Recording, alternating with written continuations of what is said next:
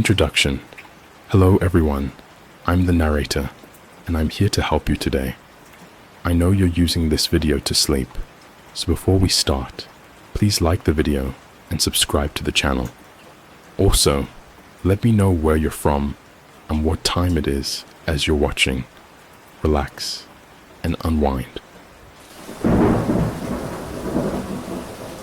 The old farmhouse loomed before me, a beacon of hope in the relentless storm. I had no idea that by knocking on that door, I was sealing my own fate.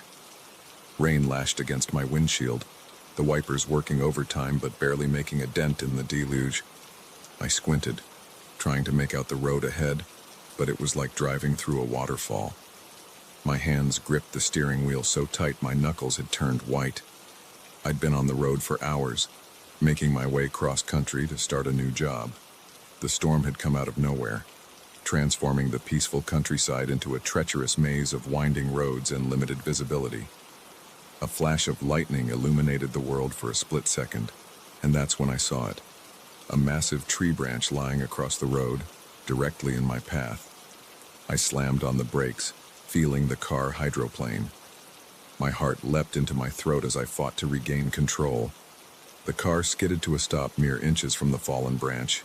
I let out a shaky breath, adrenaline coursing through my veins. That was too close. I put the car in reverse, intending to find another route, but the engine sputtered and died. No, I muttered, turning the key again and again. Nothing. Just the click of a dead battery.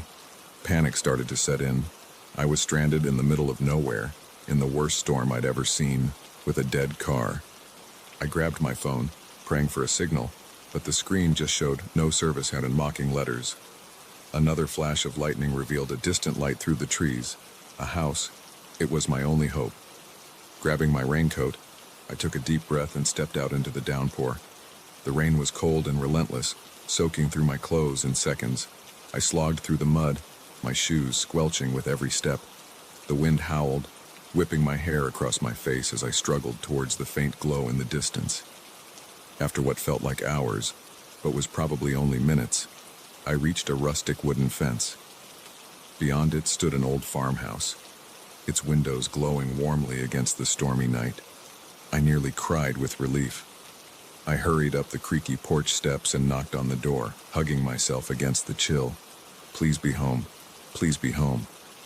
The door creaked open, and I found myself face to face with an elderly woman. Her silver hair was pulled back in a neat bun, and she wore a floral apron over a simple dress.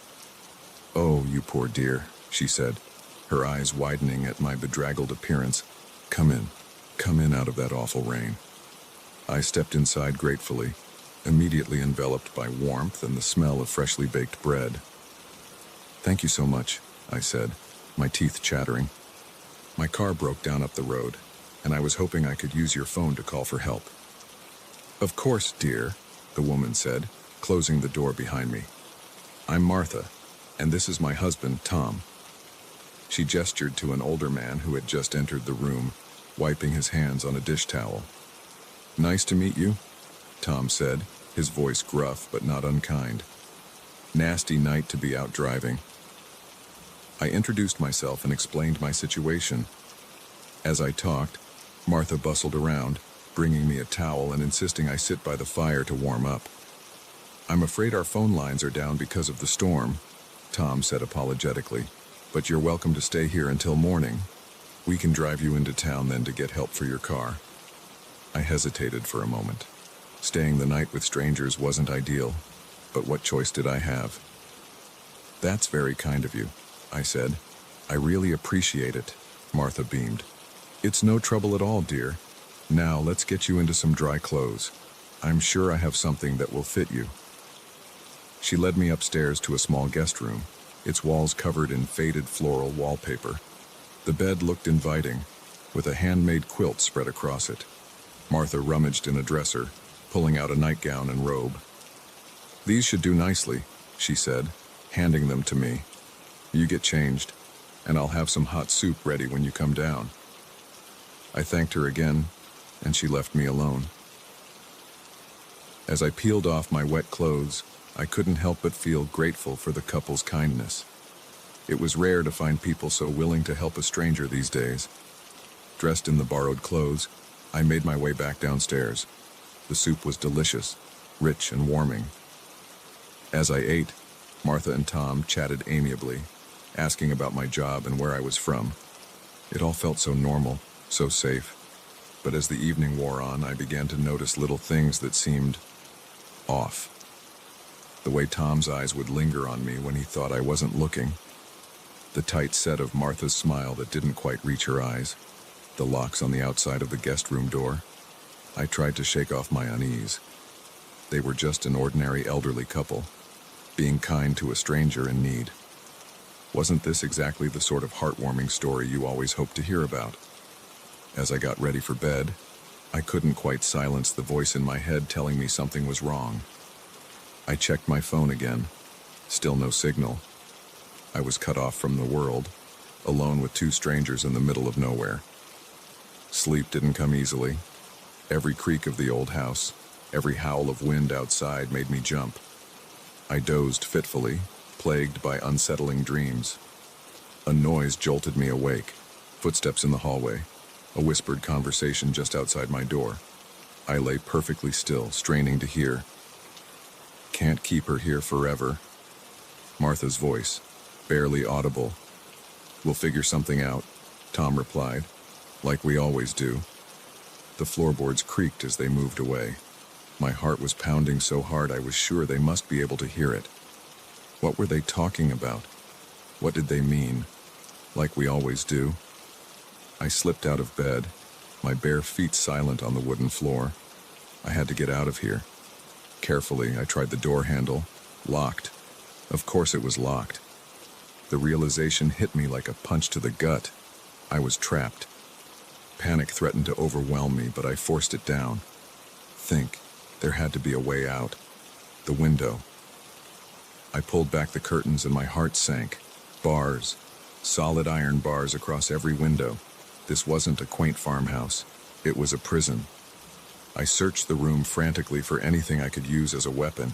Anything that might help me escape. There was nothing. The room had been carefully stripped of anything useful.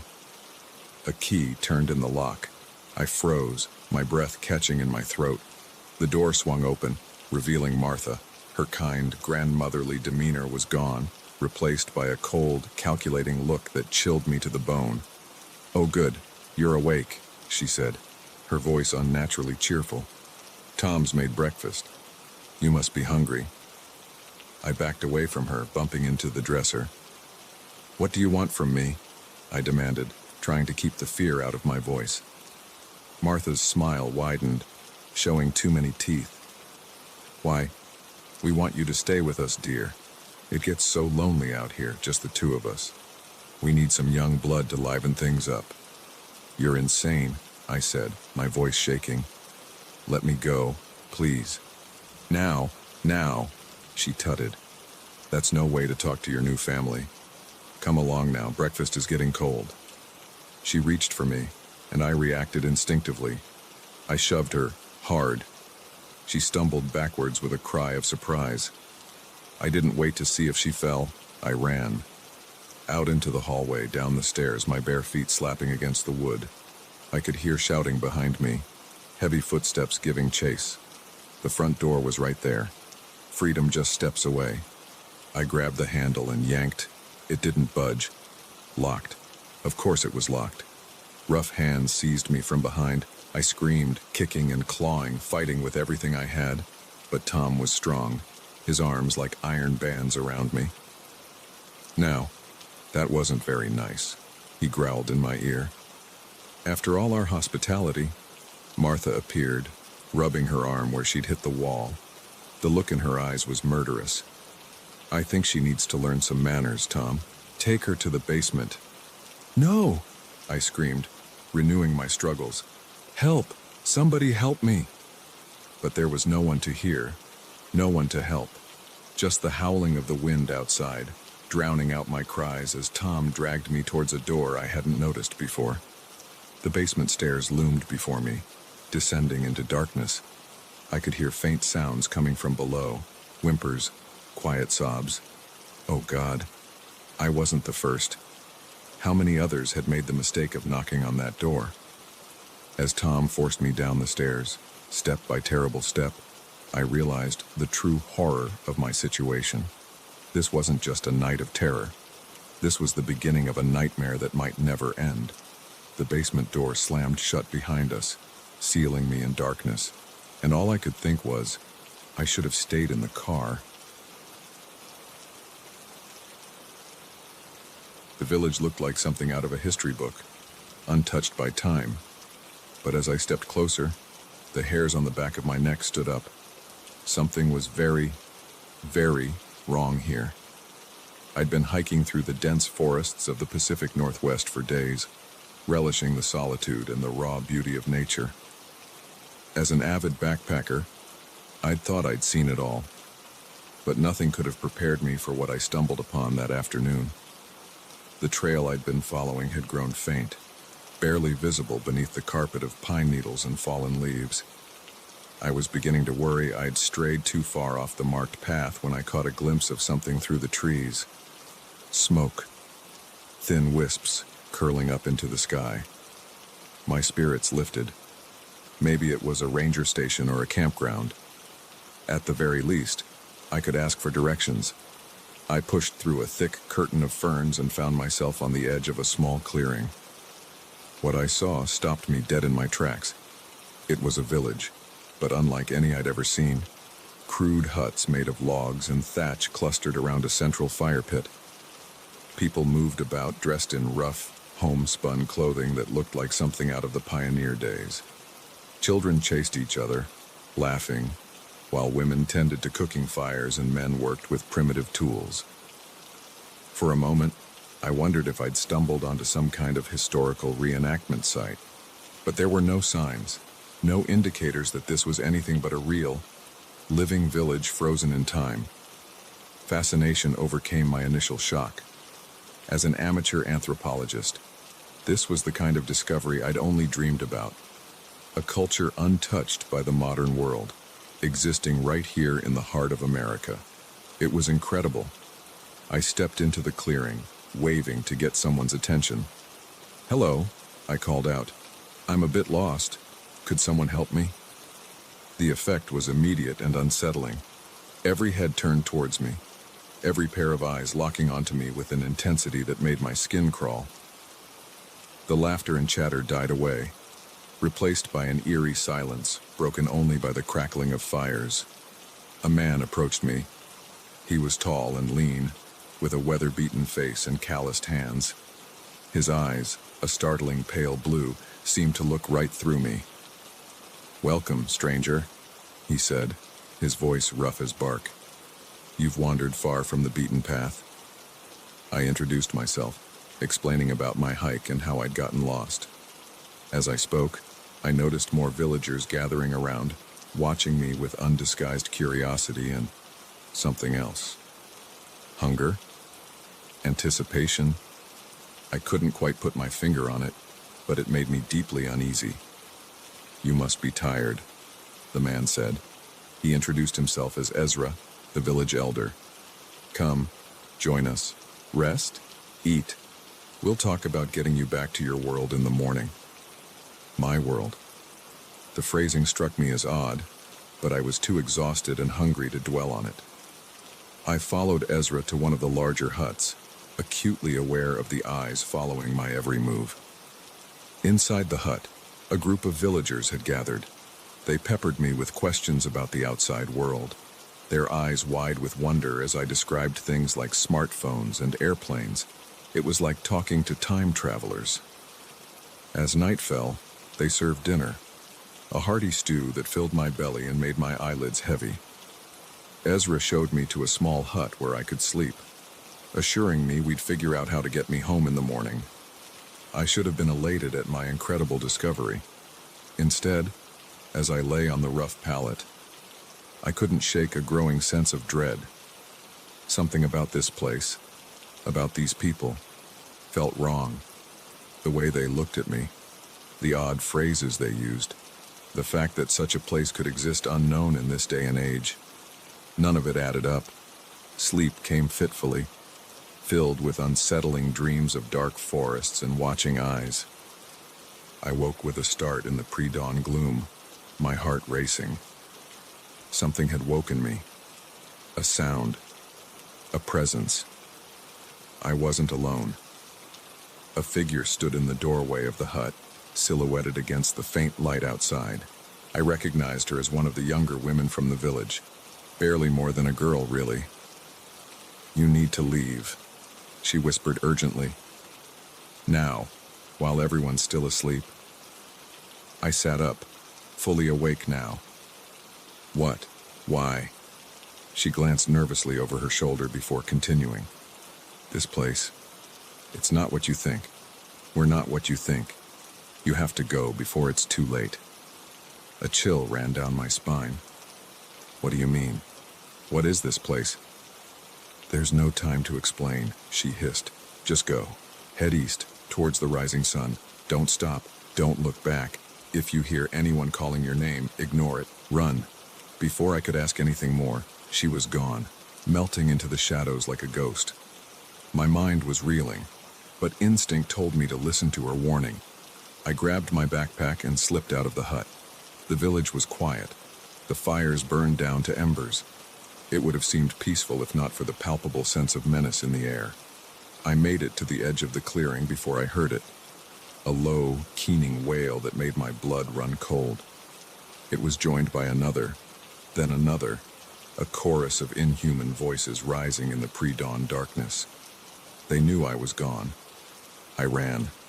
Branches whipped at my face as I crashed through the underbrush, my breath coming in ragged gasps. I could hear them behind me, their cries growing closer. Whatever they were, they moved through the forest with inhuman speed and grace. The first rays of sunlight were just beginning to filter through the trees when I burst out of the forest and onto a rocky slope. I scrambled up, loose stones sliding under my feet. If I could just make it to the top, maybe I could see a way out, a road, anything. I was halfway up when a hand closed around my ankle. I kicked frantically, connecting with something solid. There was a grunt of pain, and the grip loosened. I clawed my way up the last few feet and pulled myself over the top. What I saw stole the breath from my lungs. Spread out below me was a vast valley, and nestled in its heart was a city. A modern city with roads and buildings and the distant sound of traffic. It had been there all along, just on the other side of the mountain. I wanted to laugh with relief, but the sound died in my throat as I turned and saw my pursuers cresting the ridge. They looked like the villagers I'd met, but wrong. Their skin was pale as milk, their eyes too large, their mouths filled with sharp teeth. They moved with a fluidity that was almost beautiful, if it wasn't so terrifying. Ezra was at their head, his kindly demeanor gone. Now he looked ancient and terrible, his eyes blazing with an unholy light. "Did you think you could just leave?" he snarled, "on that we'd let you go back to your world and destroy everything we've built here?" "What are you?" I managed to choke out. His laugh was like stones grinding together. "We are the old ones, the forgotten ones. We've lived in these woods since before your kind learned to build cities and worship false gods. We keep to ourselves mostly, but sometimes..." His eyes raked over me hungrily. "Sometimes we need new blood." They were closing in, forming a half circle around me. I backed up until I felt the edge of the cliff at my heels. Rocks skittered down the steep slope, disappearing into the forest below. "You have two choices," Ezra said, his voice almost gentle now. "Come back with us. Join us. Become one of us. Or..." He glanced meaningfully at the cliff behind me. Time seemed to slow down. I looked from the monsters in front of me to the long drop behind me, then to the city in the valley below. So close, and yet impossibly far. I closed my eyes, took a deep breath, and made my choice. I jumped. The wind rushed past me as I fell, the world spinning crazily. I caught glimpses of the sky, the trees, the unforgiving ground rushing up to meet me. Above, I heard howls of rage and frustration. I'd like to say I had some profound realization in those last moments, that my life flashed before my eyes, but all I could think was, this is going to hurt. I crashed through the canopy of trees, branches snapping and clawing at me as I fell. And then, suddenly, I wasn't falling anymore. I opened my eyes, certain I must be dead, but the pain flooding every inch of my body told me otherwise. Somehow, miraculously, I'd survived. I lay there for a long time, afraid to move, afraid that if I did, I'd discover some horrific injury. But eventually, I managed to sit up. Nothing seemed to be broken, though I was covered in cuts and bruises. I looked up at the cliff I jumped from. It was high, but not as high as it had seemed in the moment. A combination of luck, tree branches, and soft underbrush had saved my life. There was no sign of Ezra or the other creatures. Maybe they couldn't leave their territory. Maybe they thought the fall had killed me. Whatever the reason, I wasn't going to wait around to find out. Every movement was agony, but I forced myself to my feet and started walking east, towards the city, towards safety. It took hours, but finally, I stumbled out onto a road. A passing motorist took one look at my battered and wild-eyed appearance and called an ambulance. In the hospital, I told the police a sanitized version of events, that I'd gotten lost while hiking and fallen down a cliff. They nodded sympathetically, clearly thinking I was just another unprepared tourist who'd underestimated the wilderness. I never told anyone the full story. Who would believe me? Sometimes I wonder if I imagined it all, if the isolation and the fall had caused some kind of hallucination. But on quiet nights, when the wind whispers through the trees, I remember. I remember the village frozen in time, the creatures with two sharp teeth, and the terrible choice I had to make. And I know that somewhere out there in the deep, dark woods, they're still waiting, watching, hungry for new blood.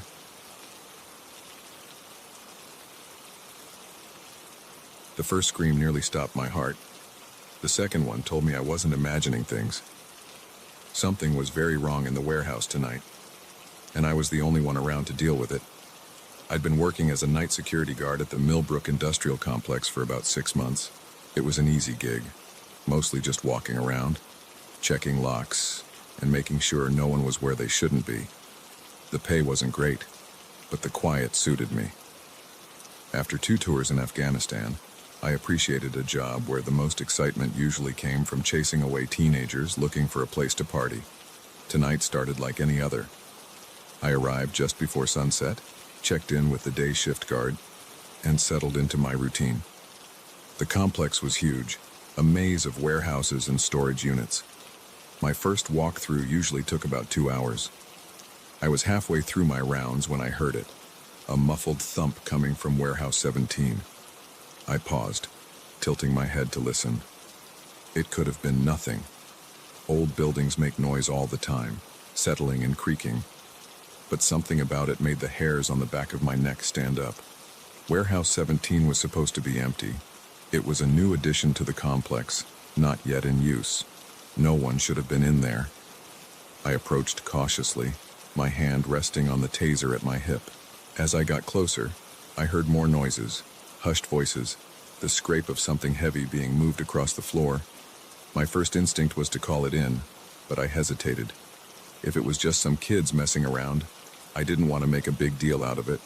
Besides, my radio had been acting up lately, cutting out at random. I decided to take a closer look before raising the alarm. The side door to the warehouse was ajar, a sliver of light spilling out into the darkness. I eased it open, wincing at the slight creak of the hinges. The voices inside fell silent.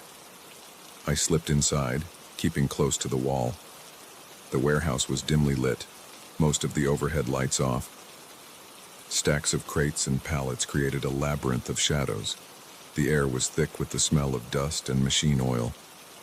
I moved deeper into the warehouse, my eyes straining to adjust to the gloom. That's when I saw them, 3 men, gathered around a stack of crates.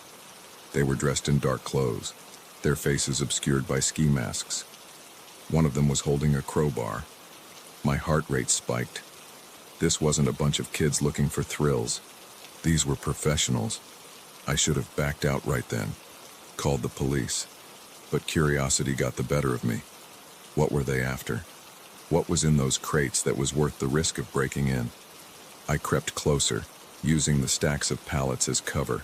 The men were talking in low voices, but I could catch snatches of their conversation. Sure this is the right shipment? Positive. Boss says it's worth millions. Let's just get it and get out of here. This place gives me the creeps. One of them pried open a crate, and I caught a glimpse of what was inside. My breath caught in my throat. Guns. High-end military-grade weapons that definitely shouldn't have been there. I'd stumbled onto something big. Too big for me to handle alone. I needed to get out, to call for backup. I started to back away, my mind racing, and then my radio crackled to life. Base to Johnson, come in. Everything okay out there? The warehouse fell silent. I froze, my heart pounding so loud I was sure they could hear it. Then one of the men spoke, his voice hard and cold. Find them. I ran. There was no point in stealth now. I sprinted for the exit, hearing shouts and the pounding of feet behind me. I burst out of the warehouse into the cool night air, not daring to look back. I knew the complex better than they did. I weaved between buildings, doubling back and taking random turns, trying to lose them.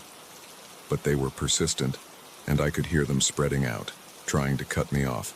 I ducked into another warehouse, this one filled with old machinery.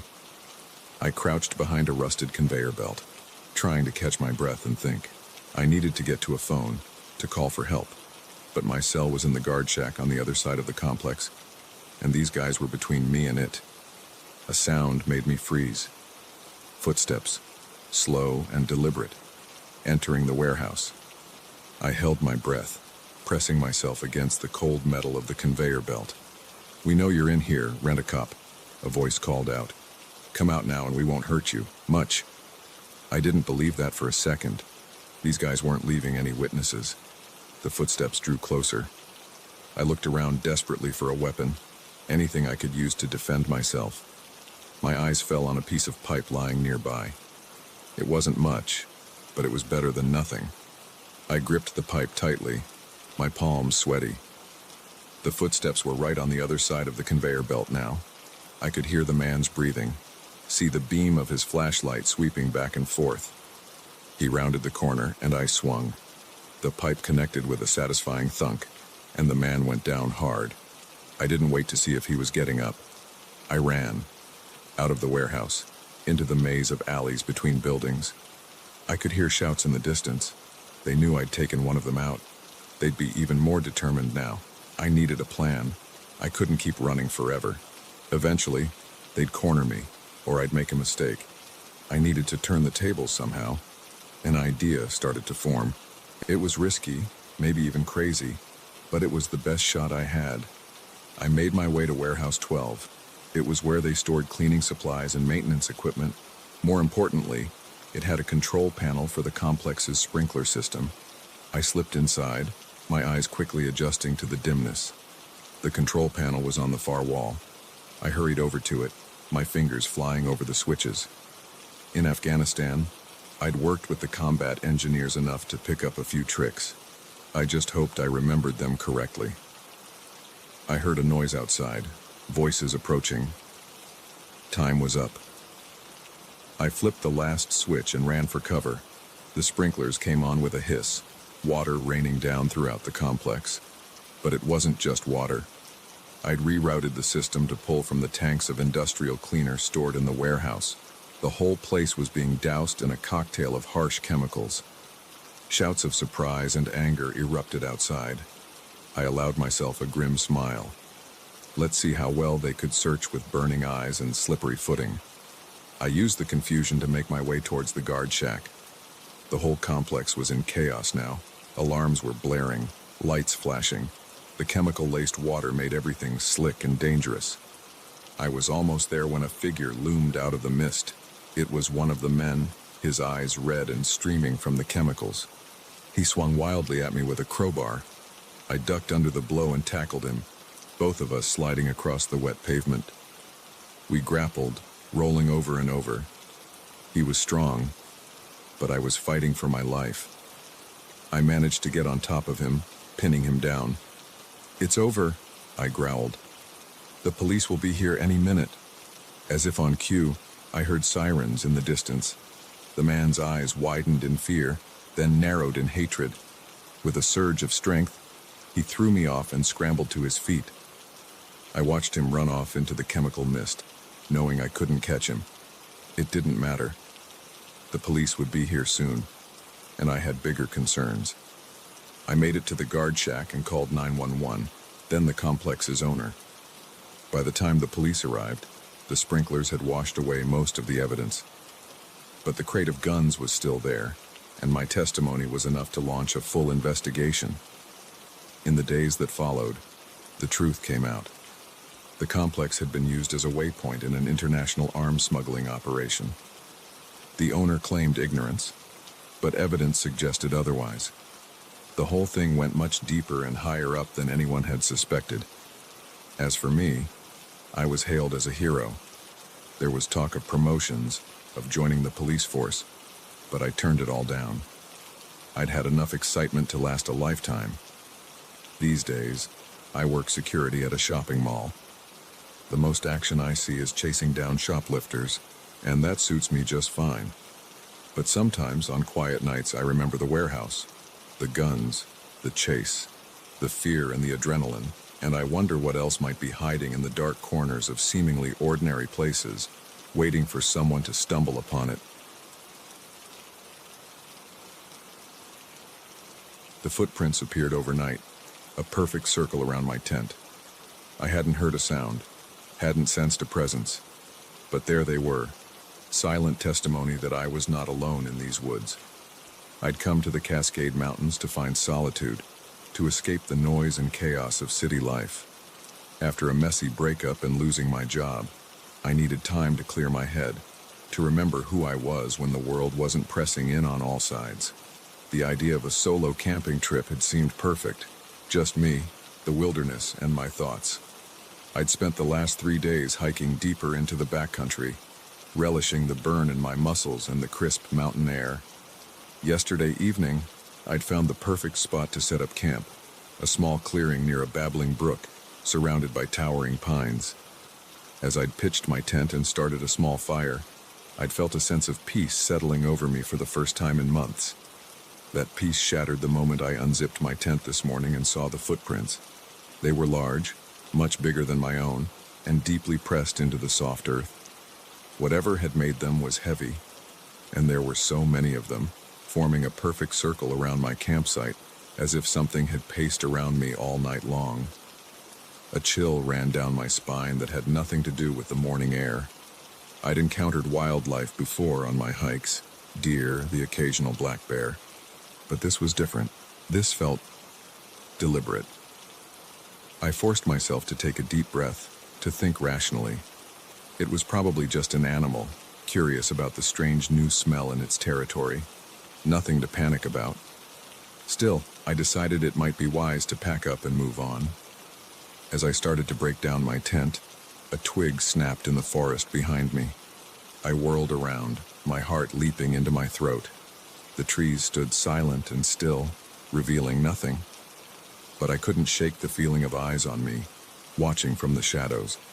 I packed faster, shoving things haphazardly into my backpack. Another sound, a rustle of leaves, too big to be a squirrel or bird. I spun again, scanning the tree line. For a moment, I thought I saw something, a flicker of movement, a shape darker than the surrounding forest. But when I blinked, it was gone.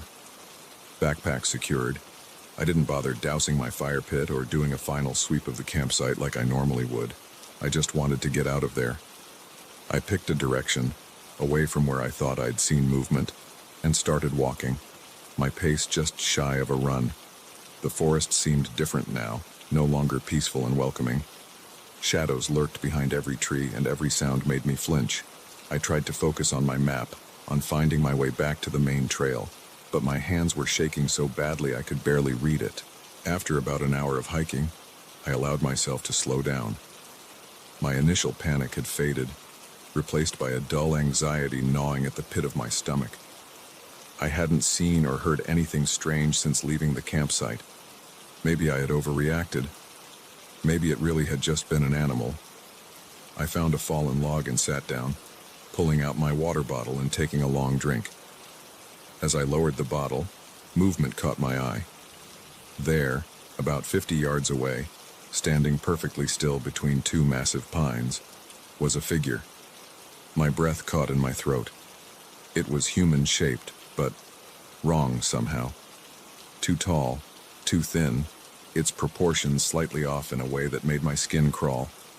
It stood motionless, watching me. I blinked hard, certain I must be seeing things, but when I opened my eyes, it was still there, and now it was closer. I scrambled to my feet, nearly tripping over the log in my haste. The figure took a step forward, and I caught a glimpse of its face, if you could call it that. Where features should have been, there was only smooth, pale skin, like a blank canvas. A scream built in my throat, but fear kept it trapped there. I turned and ran, no longer caring about the trail or my map. I just needed to get away. I crashed through the underbrush, branches whipping at my face and arms. I could hear it behind me, moving through the forest with inhuman speed and grace. No matter how fast I ran, it seemed to be getting closer. My lungs burned, my legs ached, but terror kept me going. I glanced back and immediately wished I hadn't.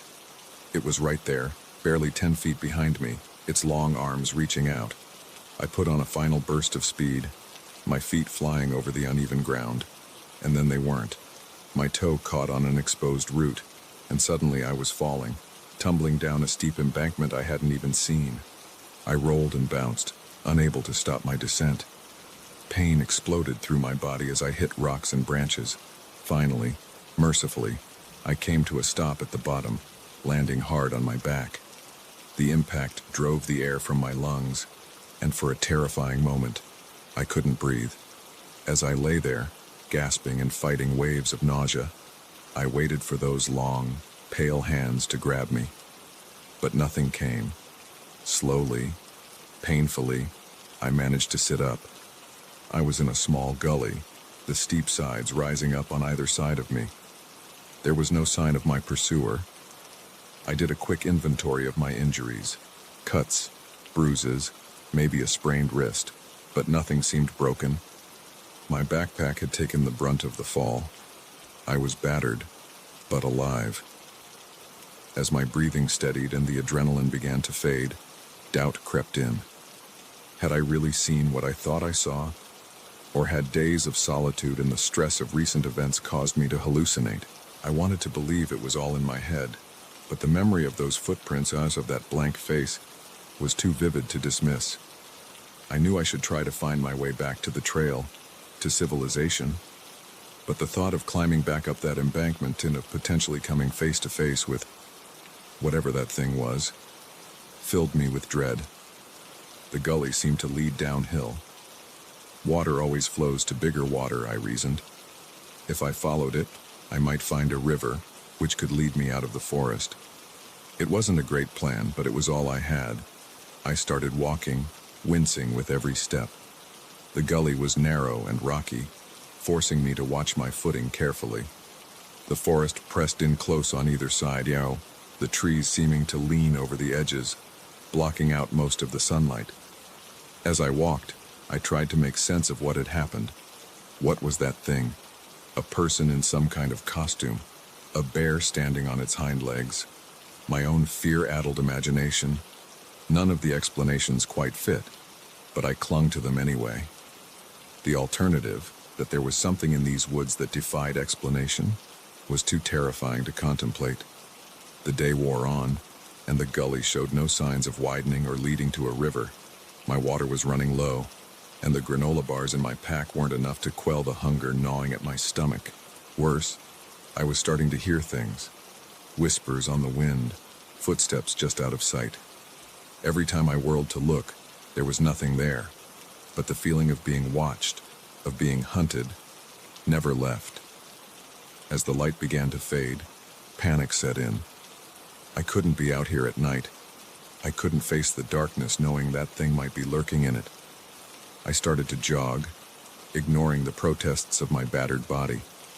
Just when I was about to give up hope, to curl up in a ball and wait for whatever fate had in store for me, I saw it, a break in the trees ahead. I pushed myself harder, hope giving me a final burst of energy. I burst out of the gully and found myself on the edge of a small town. Lights glowed warmly in windows, and I could hear the distant sound of traffic. I had never been so happy to see signs of civilization in my life. I stumbled into town, aware of the strange looks I was getting from passers-by. I must have been quite a sight, dirty, bleeding, wild-eyed with fear and exhaustion. I made my way to the local sheriff's office, collapsing into a chair in the lobby. The deputy on duty was kind, if a bit skeptical of my story. He took my statement, called in a search party to look for other hikers who might be in trouble, and arranged for me to stay at a local motel for the night. As I lay in the motel bed that night, every light in the room blazing, I tried to convince myself that it was over. I was safe now, back in the world of streetlights and cell phones and other people. Whatever I had encountered in the woods, real or imagined, couldn't reach me here. But every time I closed my eyes, I saw that blank face, and in the quiet moments between the sounds of passing cars and the hum of the air conditioner, I could swear I heard whispers. I didn't sleep that night, or the next. Even after I returned home, even after weeks had passed, I found myself jumping at shadows, always looking over my shoulder, because deep down, I knew the truth. You can leave the forest, but the forest doesn't leave you. And somewhere out there in the deep, dark woods, something is waiting, watching, and someday, it might just come looking for me again.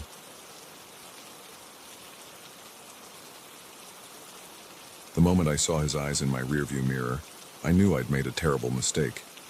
But by then, it was too late. The stranger was in my car, and we were hurtling down a lonely highway into the darkest night of my life. It had started as a normal day.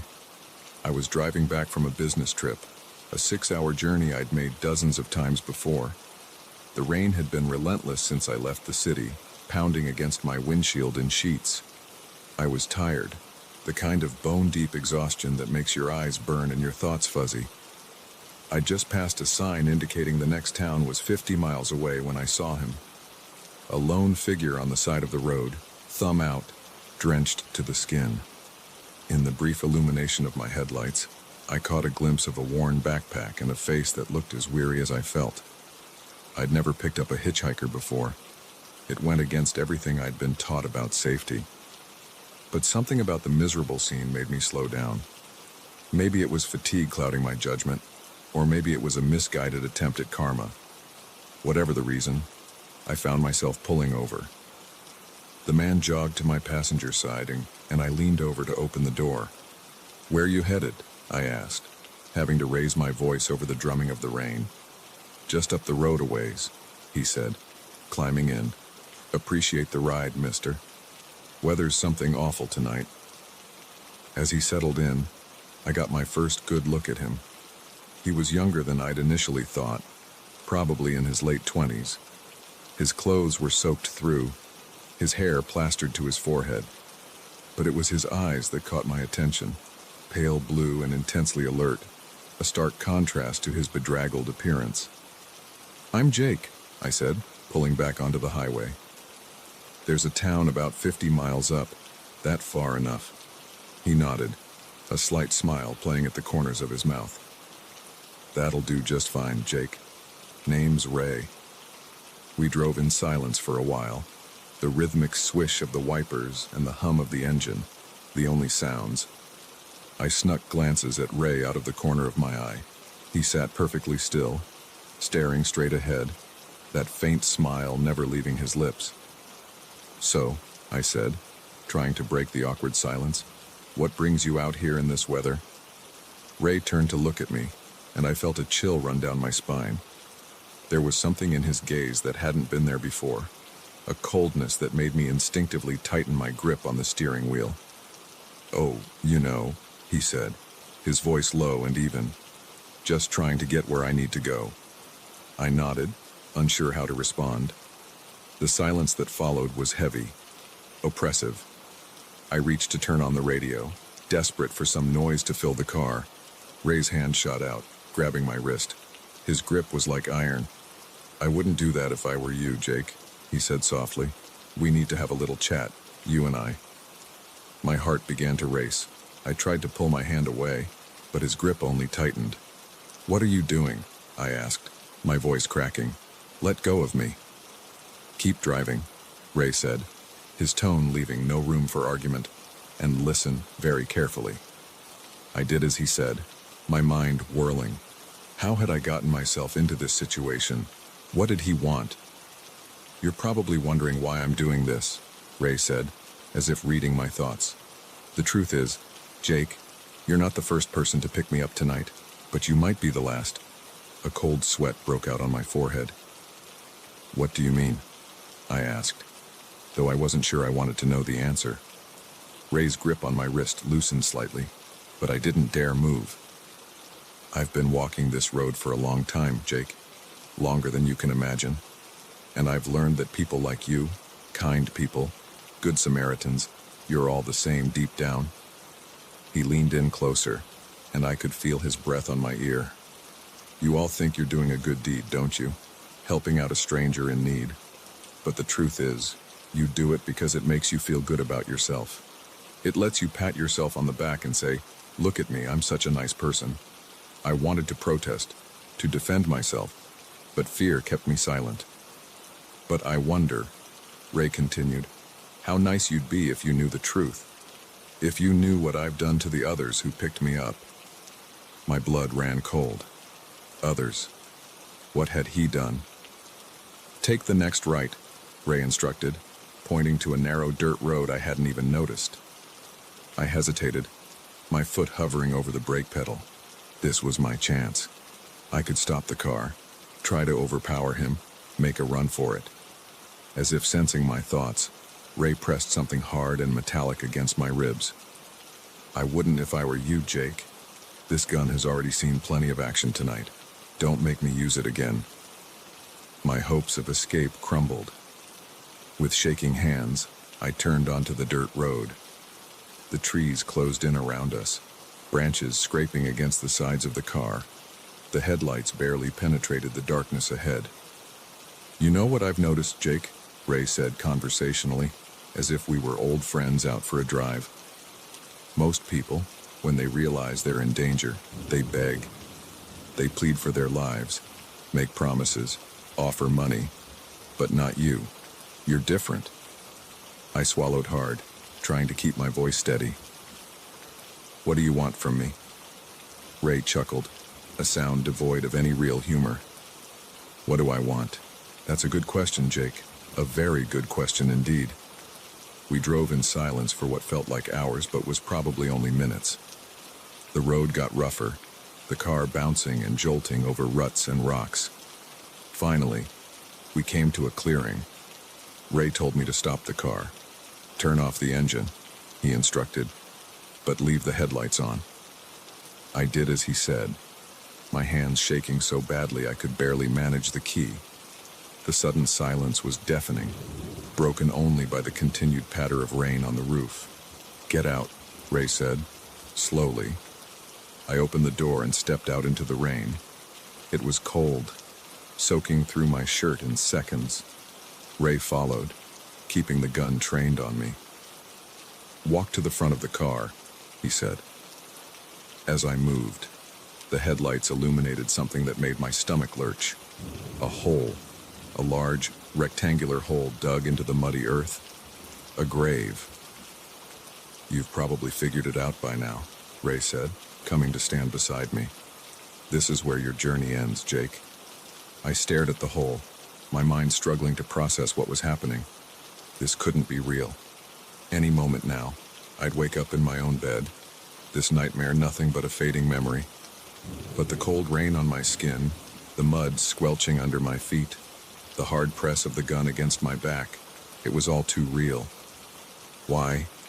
I managed to croak out. Why are you doing this? Ray was quiet for a long moment. When he spoke, his voice was softer, almost sad. Because someone has to, Jake. Someone has to show the world that kindness is a lie, that every good deed has a price. He pushed me forward, towards the edge of the hole. I could feel my legs trembling, threatening to give out. Any last words? Ray asked. I closed my eyes, thinking of my family, my friends, all the things I'd left unsaid, the experiences I'd never have. A wave of regret washed over me, followed quickly by a surge of anger. This wasn't fair. I didn't deserve this. I opened my eyes and turned to face Ray. Yeah, I said, surprising myself with how steady my voice sounded. I do have some last words. Ray raised an eyebrow, looking almost amused. Well, let's hear them. I took a deep breath. I picked you up because it was the right thing to do. Not for karma, not to feel good about myself. Because someone needed help. And I could provide it. If that makes me a fool in your eyes, so be it. But it doesn't make kindness a lie. It makes it more important than ever. For a moment, Ray just stared at me. Then, slowly, he lowered the gun. You really believe that, don't you? He said, sounding genuinely surprised. I nodded, not trusting myself to speak again. Ray looked at the hole, then back at me. For the first time, I saw uncertainty in his eyes. Maybe, he started, then shook his head, then shook. No, it's too late for that. He raised the gun again, and I closed my eyes, waiting for the end. The shot never came. Instead, I heard a thud and opened my eyes to see Ray on the ground, the gun lying in the mud beside him. Standing over him was a police officer, taser in hand. More police cars pulled into the clearing, their lights cutting through the darkness. As they handcuffed Ray and led him away, one of the officers approached me. Are you all right, sir? He asked. I nodded, still in shock. How did you find us? The officer smiled. A couple you picked up earlier tonight reported a suspicious hitchhiker. We've been tracking him for miles. As the adrenaline wore off, the full weight of what had almost happened hit me. I sank to my knees, overcome with relief and residual fear. In the days that followed, as I gave statements and tried to process the experience, one thought kept coming back to me. Despite everything, I didn't regret stopping to help. Because if kindness truly died, if we stopped helping strangers in need, then people like Ray would win. And that was a world I couldn't bear to live in.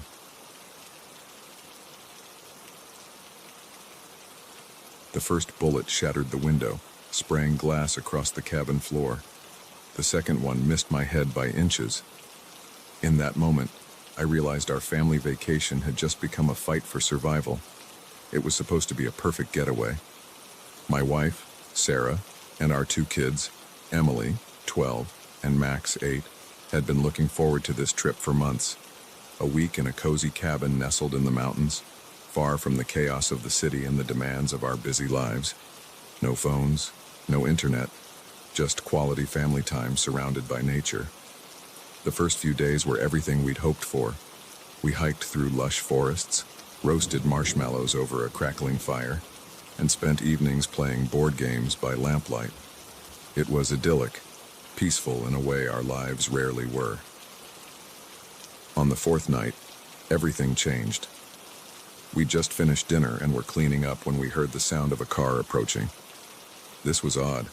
Our cabin was miles from the main road, and we hadn't seen another soul since we arrived.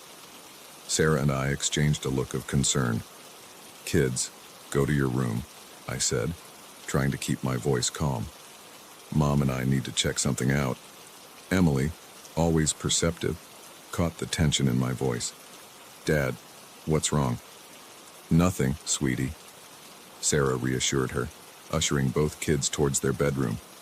"We just need to talk to whoever's here. It's probably just the property manager checking in." As soon as the kids were out of sight, I moved to the window, peering out into the gathering dusk.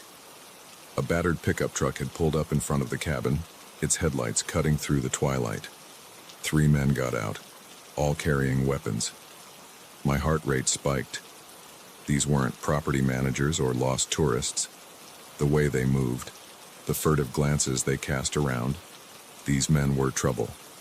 "Sarah," I whispered urgently, "get the kids. We need to hide." She nodded, her face pale but determined. As she slipped away to get Emily and Max, I quickly turned off all the lights in the main room. Maybe if they thought the cabin was empty, they'd leave us alone. It was a futile hope. The men approached the cabin, their voices low but carrying in the still mountain air. "This is the place," one of them said. "Has to be. Middle of nowhere. No neighbors for miles. Perfect spot to lay low for a while," another agreed. "Let's just hope it's empty." I retreated from the window, my mind racing. Who were these men? What were they running from? And more importantly, how are we going to get out of this? Sarah returned with the kids, both looking scared and confused. I put a finger to my lips, signaling for silence, and pointed towards the back of the cabin. There was a small storage space there, barely big enough for all of us, but it was our best chance at hiding. We had just closed the hidden door behind us when we heard the sound of breaking glass. They were in. Huddled in the darkness, I held Sarah's hand tightly. Emily had her arms wrapped around Max, who was trembling but staying remarkably quiet. We could hear the men moving through the cabin, opening doors, rifling through our belongings. "Looks like someone's staying here," one of them called out. "Clothes, food. But where are they?" My blood ran cold. They knew we were here somewhere. It was only a matter of time before they found us. "Search every inch," another voice commanded. "They can't have gone far. And remember, we can't leave any witnesses." Sarah stifled a gasp, and I squeezed her hand harder. The gravity of our situation was sinking in. These men weren't just looking for a place to hide. They were willing to kill to keep their location secret. The sound of footsteps grew closer.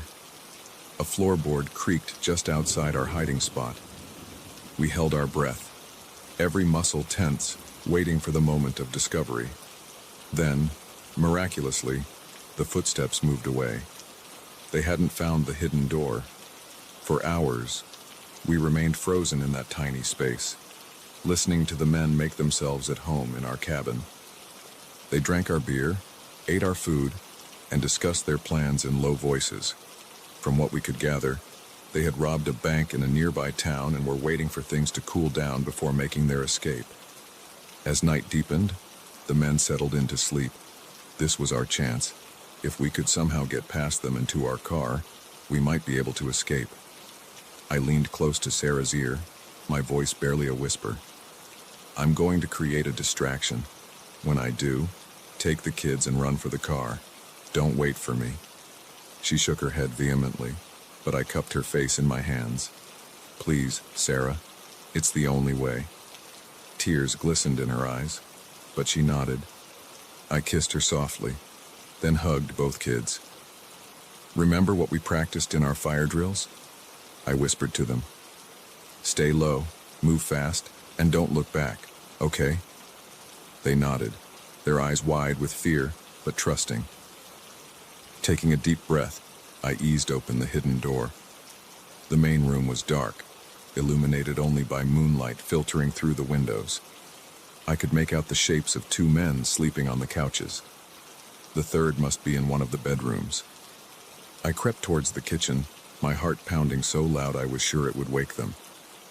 Reaching the counter, I grabbed a heavy cast-iron pan. This was it. No turning back now. With all my strength, I hurled the pan through the front window. The crash was deafening in the quiet night. Instantly, the men were awake, shouting in confusion. "Now!" I yelled, grabbing a chair and swinging it at the nearest man as he stumbled to his feet. From the corner of my eye, I saw Sarah and the kids make a dash for the door. The man I'd hit was down, but the other was reaching for his gun. I tackled him, both of us crashing to the floor. We grappled desperately, each fighting for control. He was stronger than me, but I was fueled by the need to protect my family. I managed to land a solid punch, stunning him momentarily. That's when I heard the first gunshot. My blood turned to ice. Had they shot Sarah? The kids? I redoubled my efforts, clawing and punching with everything I had. Suddenly, hands grabbed me from behind, yanking me off the other man. It was the third guy, the one who had been in the bedroom. He slammed me against the wall, knocking the wind out of me. "You shouldn't have done that," he snarled, pressing his forearm against my throat. I struggled to breathe, spots dancing in my vision. This was it. I had failed. My family. The roar of an engine cut through the night, followed by the screech of tires on gravel. Despite the man choking me, I felt a surge of hope. They had made it to the car. The man pinning me cursed, releasing his hold slightly as he turned towards the sound. It was all the opening I needed. I brought my knee up hard, catching him in the groin. As he doubled over, I shoved past him and ran for the door. Outside, I saw our car fishtailing down the dirt road, Sarah at the wheel. The two men who could still stand were firing after it. But in the darkness, their shots went wide. I sprinted towards the tree line, hoping the darkness would conceal me. Behind me, I heard shouts and more gunfire. A bullet whizzed past my ear, so close I felt the displacement of air. I ran like I'd never run before, branches whipping at my face, roots threatening to trip me with every step. But I didn't slow down. I couldn't. I had to get away, had to find a way back to my family. For what felt like hours, I crashed through the forest, changing directions randomly, hoping to lose any pursuers. Finally, when my legs were shaking and my lungs burned with each breath, I allowed myself to stop. Leaning against a tree, I strained my ears for any sound of pursuit. Nothing but the normal noises of the forest at night. I had lost them, for now. As the adrenaline faded, the reality of my situation sank in. I was alone in the wilderness, miles from civilization, with 3 armed men between me and safety, and my family. God, I hoped they were okay. I knew Sarah would go to the police. Help would be coming. I just had to survive until then. As the first light of dawn began to filter through the trees, I started walking. I didn't know exactly where I was going, but I knew I couldn't stay put. Those men were still out there, and they wouldn't stop looking for me. Every snapping twig, every rustle of leaves sent a jolt of fear through me, but I kept going, driven by the need to reunite with my family, to make sure they were safe. It was mid-afternoon when I heard the helicopters. The sound filled me with equal parts hope and dread. Help had arrived, but would it find me before the criminals did? I found a clearing and waved frantically, shouting at the top of my lungs. For a heart-stopping moment, I thought they hadn't seen me. But then the helicopter circled back, hovering overhead. As I was lifted to safety, I saw police cars converging on the cabin in the distance. It was over. We had survived. Hours later, in the fluorescent-lit waiting room of a local hospital, I held Sarah and the kids close, hardly daring to believe we were all okay. We were battered, exhausted, and traumatized, but we were alive. We were together. Our perfect family vacation had turned into a nightmare, but we had made it through. And in that moment, surrounded by the people I loved most in the world, I knew that we could make it through anything.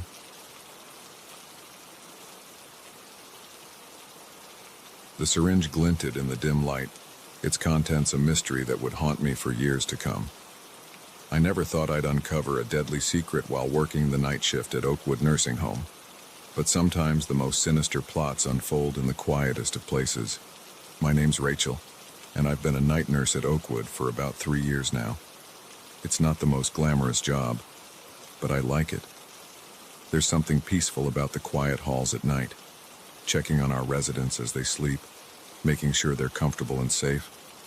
Most nights, The biggest excitement is Mr. Johnson's snoring or Mrs. Peters' midnight snack requests. That all changed the night I met Dr. Marcus Hayes. It was a Tuesday. I remember that clearly. I'd just started my shift, settling in at the nurse's station with a fresh cup of coffee when I saw him walk in. Tall, well-dressed, with salt and pepper hair and a smile that seemed a little too perfect. He introduced himself as a new doctor, recently hired to help with night rounds. "Pleasure to meet you, Rachel," he said, shaking my hand. His grip was firm, his hands cold. "I'm looking forward to working with you." Something about him set me on edge, but I couldn't put my finger on why. I chalked it up to the natural wariness that comes with meeting someone new and tried to push the feeling aside. For the first few hours of the shift, as everything seemed normal, Dr. Hayes made his rounds, checking on patients, making notes in their charts. He was efficient, professional, but I couldn't shake the feeling that something was off. It was around 2 a.m. when I first noticed it. I was doing my own rounds when I saw Dr. Hayes slip into Mrs. Abernathy's room. Mrs. Abernathy was one of our long-term residents, a sweet old lady with advanced dementia. She rarely had visitors, let alone middle-of-the-night checkups from doctors. Curious, I paused outside the door, listening. I could hear Dr. Hayes speaking softly, but couldn't make out the words. Then, silence. A few moments later, he emerged, looking startled to see me there. "Everything okay?" I asked, trying to keep my voice casual. "Oh, yes," he replied, his smile not quite reaching his eyes. "Just a routine check." Mrs. Abernathy was a bit restless, so I gave her something to help her sleep. I nodded, but something didn't sit right.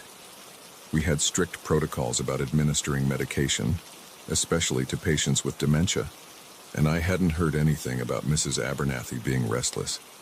Over the next few nights, I started paying closer attention to Dr. Hayes. I noticed a pattern emerging. He would always visit certain patients, all elderly, all with limited or no family involvement, and after his visits, those patients would sleep unusually deeply. At first, I tried to rationalize it. Maybe he was just being thorough, paying extra attention to our most vulnerable residents. But the nagging feeling in my gut wouldn't go away. It came to a head about a week after Dr. Hayes started. I was doing my 3 a.m. rounds when I heard a commotion from Mr. Grayson's room. Mr. Grayson was a relatively new resident, still sharp as a tack despite his 85 years. I rushed to his room, expecting to find him having a night terror or maybe a fall. Instead, I found Dr. Hayes leaning over Mr. Grayson's bed, a syringe in his hand. Mr. Grayson was awake, struggling weakly against the doctor's grip. "What's going on here?" I demanded, my heart pounding. Dr. Hayes straightened up, his face a mask of professional concern. Mr. Grayson was having some chest pains. I was just about to administer a mild sedative to help him relax. But Mr. Grayson's eyes told a different story. They were wide with fear, silently pleading for help. "I'll take it from here, doctor," I said, my voice steadier than I felt. "Why don't you go check on the other patients?" For a moment, I thought he might argue, but then he nodded, pocketing the syringe and leaving the room. As soon as he was gone, I turned to Mr. Grayson. "Are you all right?" I asked, checking his vitals. His heart was racing, but otherwise, he seemed okay.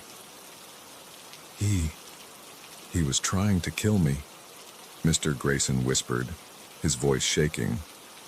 "Said it was for my own good, that he was freeing me from suffering. But I'm not suffering, Rachel. I don't want to die." A chill ran down my spine. I patted Mr. Grayson's hand, assuring him he was safe now, but my mind was reeling. Was it possible? Could Dr. Hayes be? I needed proof. If what Mr. Grayson said was true, we were dealing with something far more sinister than I'd imagined. But I couldn't go to the administration with just suspicions and the word of a potentially confused patient. Over the next few nights, I became a detective in my own workplace. I started keeping meticulous notes on Dr. Hayes' movements, which patients he visited, how long he spent with each one. I even managed to sneak a peek at some of his documentation, noting discrepancies between what he recorded and what I observed. But it was when I started looking into our recent deaths that the full horror of the situation became clear. In the month since Dr. Hayes had started, our death rate had nearly doubled. All the deaths were ruled as natural causes: heart failure, stroke, pneumonia, all perfectly plausible in a nursing home. But all of them had been patients Dr. Hayes had spent significant time with. I knew I had to do something, but I was terrified.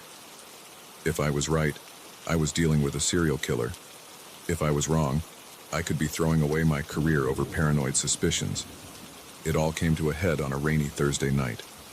I was in the medicine room, double-checking some dosages, when I heard the door open behind me. I turned to see Dr. Hayes standing there, that too-perfect smile on his face. "Rachel," he said, his voice soft, "I think it's time we had a chat." My heart leapt into my throat.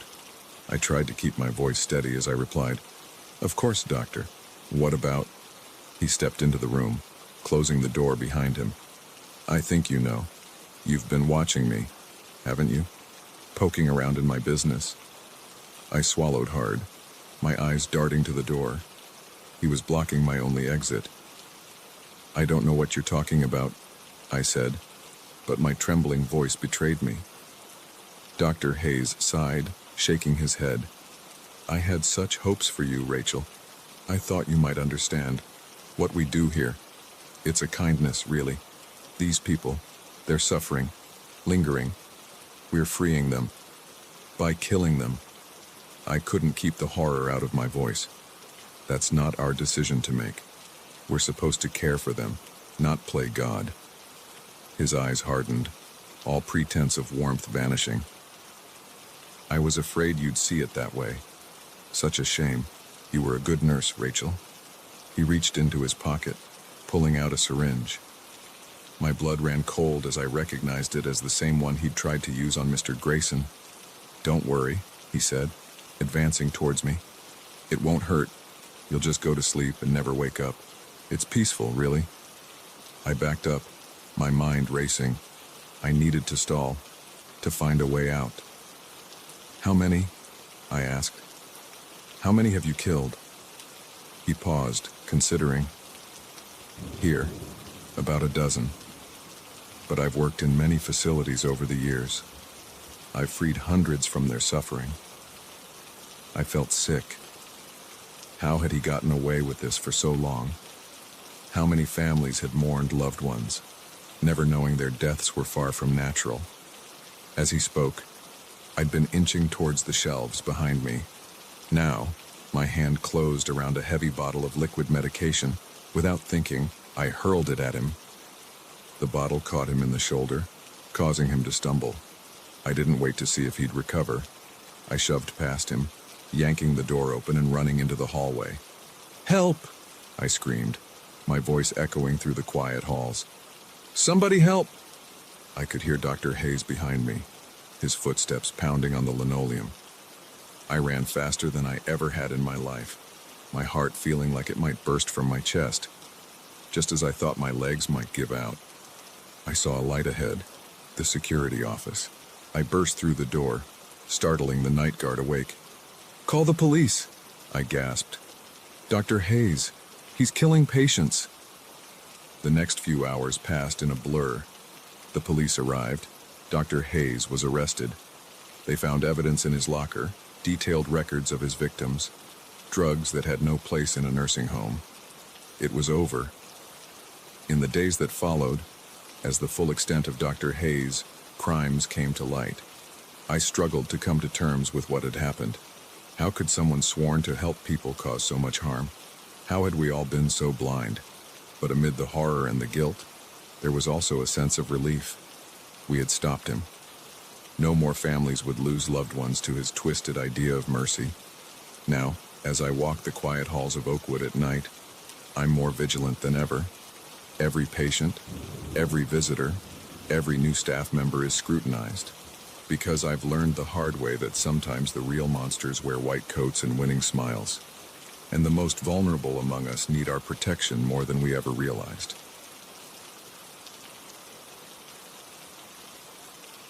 The lock clicked shut with a finality that sent a chill down my spine. In that moment, I knew the rundown motel room had become our prison, and the kindly old couple who ran the place were anything but ordinary innkeepers. It was supposed to be a quick overnight stay. My wife, Lisa, and I were on our way to her sister's wedding, a grueling 14-hour drive that we'd decided to break up into 2 days. We'd been on the road for hours, bickering about directions and growing increasingly irritable as fatigue set in. When we spotted the neon vacancy sign of the Pine Grove Motel glowing dimly in the gathering dusk, it seemed like a godsend. The place had seen better days, with its peeling paint and flickering lights, but at that point, we would have settled for a barn with a roof. The office was empty when we walked in, a small bell above the door announcing our arrival. After a moment, an elderly woman emerged from the back room, her silver hair pulled into a neat bun and a warm smile on her face. "Well, hello there," she said, her voice warm and grandmotherly. "Looking for a room for the night?" We nodded, grateful for any port in the storm of our exhaustion. As Lisa handled the paperwork, I noticed an old man watching us from the doorway of the back room. His gaze was intense, almost hungry, but when I met his eyes, he quickly looked away. "I'm Martha, and that's my husband George," the woman said, handing us an actual metal key. "No key cards here. You're in room 7, just down at the end there. Let us know if you need anything at all." We thanked her and made our way to the room. It was basic but clean, with faded floral wallpaper and a bed that creaked ominously when we sat on it. But it was a place to rest, and that was all we cared about. After a quick dinner of vending machine snacks, the only food available in this tiny town, we settled in for the night. I was just drifting off when a noise outside our door jolted me awake. Footsteps, slow, deliberate, pausing right outside our room. I held my breath, straining to hear. After a moment, they moved on. Probably just another guest, I told myself, but a nagging feeling in my gut wouldn't let me relax. "Did you hear that?" Lisa whispered, and I realized she was awake too. "Yeah," I replied softly. "Probably nothing. Try to get some sleep." But sleep didn't come easily. Every creak of the old building, every distant sound had us on edge. Something about this place felt off, but I couldn't put my finger on what. It was around 2 a.m. when we heard it, a scream, quickly muffled, coming from somewhere nearby. Lisa sat bolt upright, her eyes wide with fear. "What was that?" she hissed. "I don't know," I said, already out of bed and pulling on my jeans. "Stay here. I'm going to check it out." "Are you crazy?" Lisa grabbed my arm. "You can't go out there." But my mind was made up. If someone was in trouble, I couldn't just sit here and do nothing. I gave Lisa a reassuring kiss and headed for the door. The night air was cool on my skin as I stepped outside. The motel was silent now. No sign of whatever had caused that scream. I walked slowly along the row of rooms, my senses on high alert. As I passed room 3, I heard it, a muffled sob coming from inside. I pressed my ear to the door, listening intently.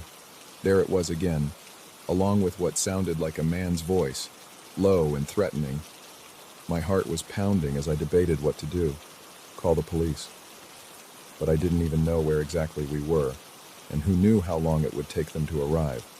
Knock on the door. But what if I was misreading the situation? Before I could decide, a hand clamped down on my shoulder.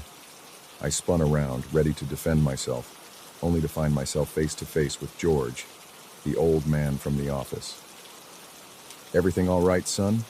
he asked, his voice deceptively mild. "It's awful late to be out for a stroll." I thought I heard something," I stammered, suddenly feeling foolish. "A scream, or..." George's grip on my shoulder tightened painfully. "Oh, that was probably just the TV. Folks like to watch their scary movies, you know." "Why don't you head on back to your room now? Wouldn't want your wife to worry." The mention of Lisa snapped me out of my daze. How did he know I was here with my wife? We hadn't mentioned it when checking in. "Right," I said, trying to keep my voice steady. Sorry to bother you. Good night. I walked back to our room, feeling George's eyes on me the whole way.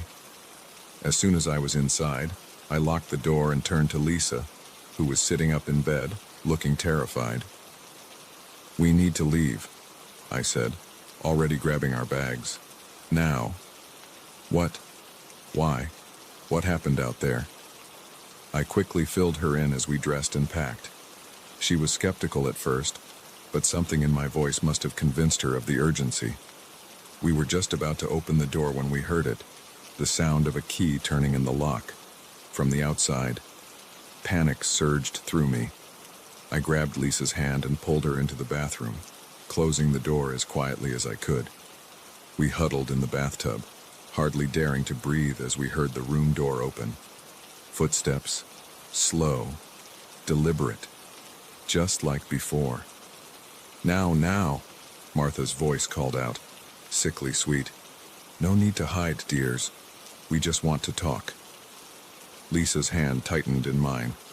I looked around frantically for a weapon, anything we could use to defend ourselves. There was nothing but a flimsy plastic shower curtain and some miniature soap bars. The bathroom door handle jiggled. Come on out. George's gruff voice joined his wife's. Don't make this harder than it needs to be. My mind was racing. What did they want? Money. But somehow, I knew it was more than that. The hungry look in George's eyes when we arrived, the muffled sounds from room 3. This was something far more sinister. The bathroom door burst open. Martha and George stood there, looking nothing like the kindly innkeepers from earlier. Their eyes were cold, calculating. George held a wicked-looking knife, while Martha clutched what looked like a doctor's bag. Well, aren't you two a pair of troublemakers? Martha said, her smile now more of a leer. Can't have you running off and spoiling our little operation now, can we? What do you want from us? I demanded, trying to sound braver than I felt. George chuckled, a sound devoid of any real humor. Oh, it's not about what we want, boy. It's about what our clients want, and they pay top dollar for fresh, healthy specimens like yourselves. A chill ran down my spine as the implications of his words sank in. Human trafficking, organ harvesting, whatever it was, we were in serious danger. Now, Martha said, reaching into her bag, this will only hurt for a moment. Then you'll wake up somewhere new, ready to fulfill your purpose. As she approached with a syringe, survival instinct took over. I lunged forward, tackling George. We crashed to the floor, the knife skittering away. Lisa screamed as Martha tried to grab her, but my brave wife fought back, knocking the syringe from the old woman's hand. What followed was chaos, fists flying, bodies grappling in the tiny bathroom. I managed to land a solid punch on George's jaw, stunning him long enough for me to scramble to my feet. Lisa had somehow gotten Martha in a headlock, her face red with exertion. "Run!" I yelled, grabbing Lisa's hand and pulling her with me. We burst out of the bathroom, out of the room, into the cool night air. Behind us, I could hear George and Martha shouting, their voices filled with rage. We ran like we'd never run before, our bare feet slapping against the pavement. I had no idea where we were going, only that we needed to get as far away from that motel as possible. After what felt like hours but was probably only minutes, we spotted lights ahead, a truck stop, open 24 hours. We burst through the doors, gasping for breath, probably looking like lunatics to the startled cashier. "Please," Lisa managed between gulps of air. "Call the police. The motel. Pine Grove. They're..." The cashier, bless her, didn't ask questions. She took one look at our terrified faces and picked up the phone. The next few hours passed in a blur of police statements and cups of bad coffee. By the time dawn broke, we learned the full horror of what we'd escaped. The Pine Grove Motel had been the center of a human trafficking operation for years. George and Martha, whose real names we never learned, had been luring in unsuspecting travelers, drugging them, and selling them to the highest bidder. We were lucky. So many others hadn't been. As we finally pulled away from the truck stop, heading towards Lisa's sister's wedding, very, very late now. I couldn't stop thinking about how close we'd come to becoming just another statistic, how a simple decision to stop for the night had nearly cost us everything. These days, we don't stay at small, out-of-the-way motels anymore. We plan our trips meticulously, sticking to well-known hotel chains in populated areas. Some might call us paranoid. But after what we experienced at the Pine Grove Motel, we know better than most that sometimes the real monsters are hiding behind friendly smiles and vacancy signs.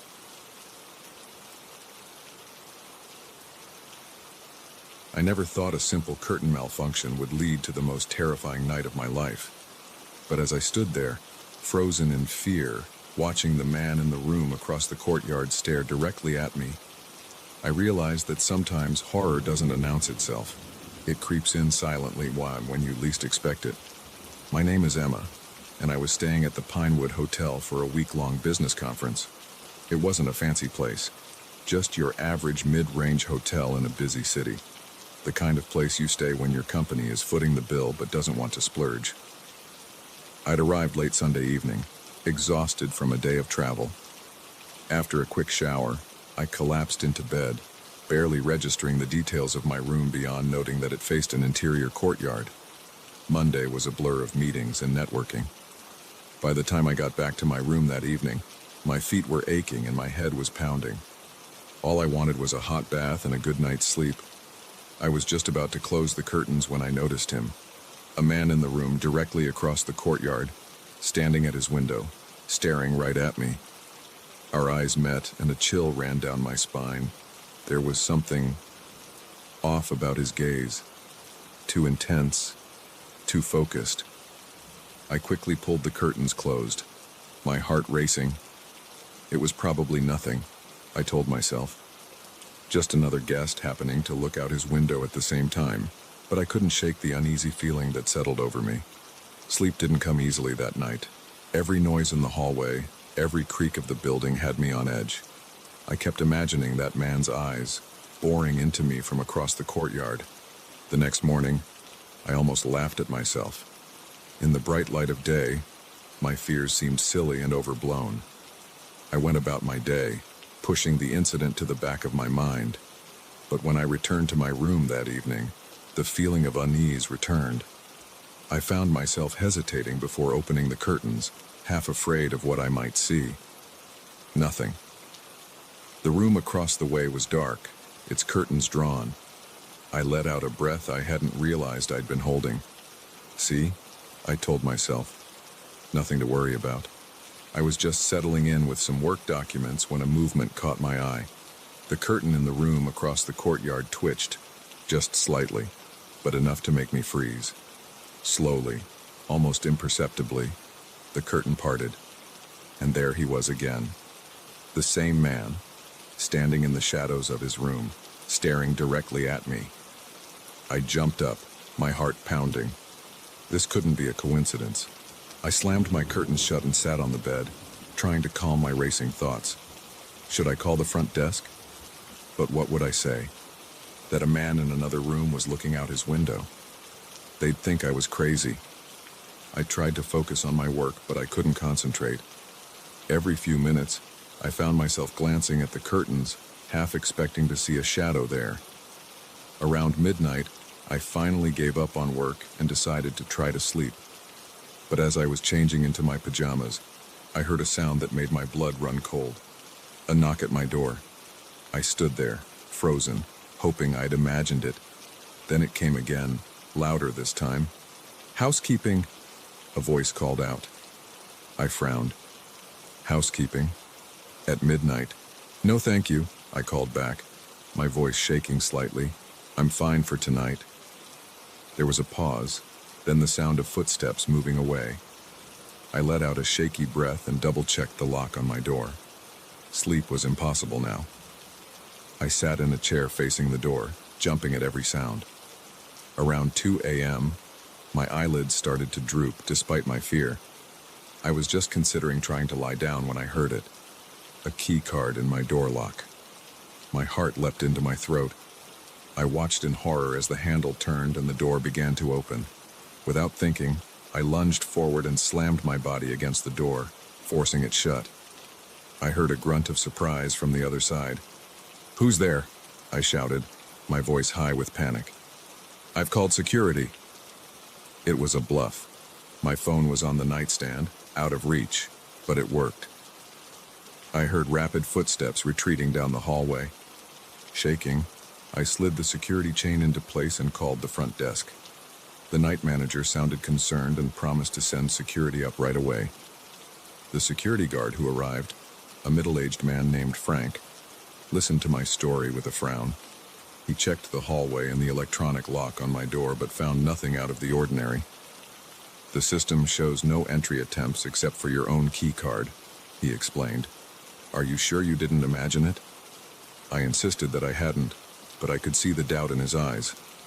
In the end, he promised to keep an eye on my floor for the rest of the night and left me alone once again. I didn't sleep a wink that night. Every sound, every shadow had me on high alert. When dawn finally broke, I was a wreck. I seriously considered checking out and finding another hotel, but I had meetings scheduled all day, and the thought of trying to find a new place and move all my things was overwhelming. Besides, in the light of day, my fears once again seemed overblown. Maybe I had imagined the keycard sound. Maybe it had just been another guest mistaking my room for theirs. I decided to stay, but I took precautions. I asked the front desk to change my room key and not give out any information about me. I bought a doorstop to wedge under my door at night, and I kept my curtains firmly closed. For the next 2 days, nothing unusual happened. I started to relax, to think that maybe it had all been a product of stress and an overactive imagination. Then came Thursday night. I was getting ready for bed when my phone buzzed with a text. "Unknown number. I see you." I froze, my blood turning to ice in my veins. It had to be a mistake, a wrong number. I tried to convince myself of that even as another text came through. "Blue looks good on you." I looked down at my blue pajamas, then at the firmly closed curtains. "How?" With shaking hands, I called the front desk. The night manager answered, sounding bored. "This is Emma Johnson in room 412, I said, trying to keep my voice steady. "I think someone is stalking me. They're sending me texts about what I'm wearing, but my curtains are closed. Is there any way someone could see into my room from outside?" There was a long pause. When the manager spoke again, his voice had lost its bored tone. "Miss Johnson, please stay in your room and lock the door. I'm calling the police right now." "What? Why?" My panic was rising. "What's going on?" "Miss Johnson," he said slowly, "we don't have a room 412. You're in room 417. The phone slipped from my numb fingers. Room 417. The room I'd been moved to after complaining about the man across the courtyard. The room I thought was safe. A sound behind me made me whirl around. There, emerging from my closet, was the man from across the courtyard. He smiled, and in his hand, I saw the glint of a knife. "Hello, Emma," he said softly. "I've been waiting for this moment all week." What happened next was a blur of terror and adrenaline. I remember screaming, throwing anything I could get my hands on at him. I remember the burn in my legs as I ran down the hallway, the man right behind me. Somehow, I made it to the stairwell. I took the stairs 3 at a time, my lungs burning, hearing his footsteps echoing behind me. I burst out into the lobby, screaming for help. The night manager was there, looking stunned, and beyond him, like angels of mercy, were 2 police officers just entering the hotel. They subdued the man after a brief struggle. As they led him away in handcuffs, I learned the full horror of what I'd escaped. His name was Robert Dyer, and he was wanted in 3 states for stalking, assault, and attempted murder. He worked as a freelance maintenance man, using his jobs to gain access to hotel security systems. He would choose a victim, hack into their room's security camera, and watch them for days before making his move. The police found a laptop in his room, with footage from my room's hidden camera. They also found a collection of trophies from his previous victims. I was to be his next his grand finale before moving on to a new city. As I sat in the hotel lobby, wrapped in a shock blanket and giving my statement to the police, I couldn't stop shaking. How long had he been watching me? How many times had he been in my room while I slept? The violation I felt was profound and sickening. In the days and weeks that followed, as I dealt with police interviews and court appearances, I struggled to come to terms with what had happened. I jumped at shadows, flinched at unexpected noises. I couldn't stay in a hotel without thoroughly searching the room for hidden cameras. But slowly, with time and therapy, I began to heal. I learned to trust my instincts, to listen to that little voice that says something isn't right. I became an advocate for better security measures in hotels and for stricter background checks for maintenance staff. Now, years later, I still think about those nights at the Pinewood Hotel, about how close I came to becoming another statistic, another trophy for a deranged killer. And when I travel, I always check in under an alias, always inspect my room thoroughly, and always keep my curtains closed, because I learned the hard way that sometimes the real danger isn't outside your window. Sometimes it's already in the room with you, hiding in plain sight, waiting for the perfect moment to strike.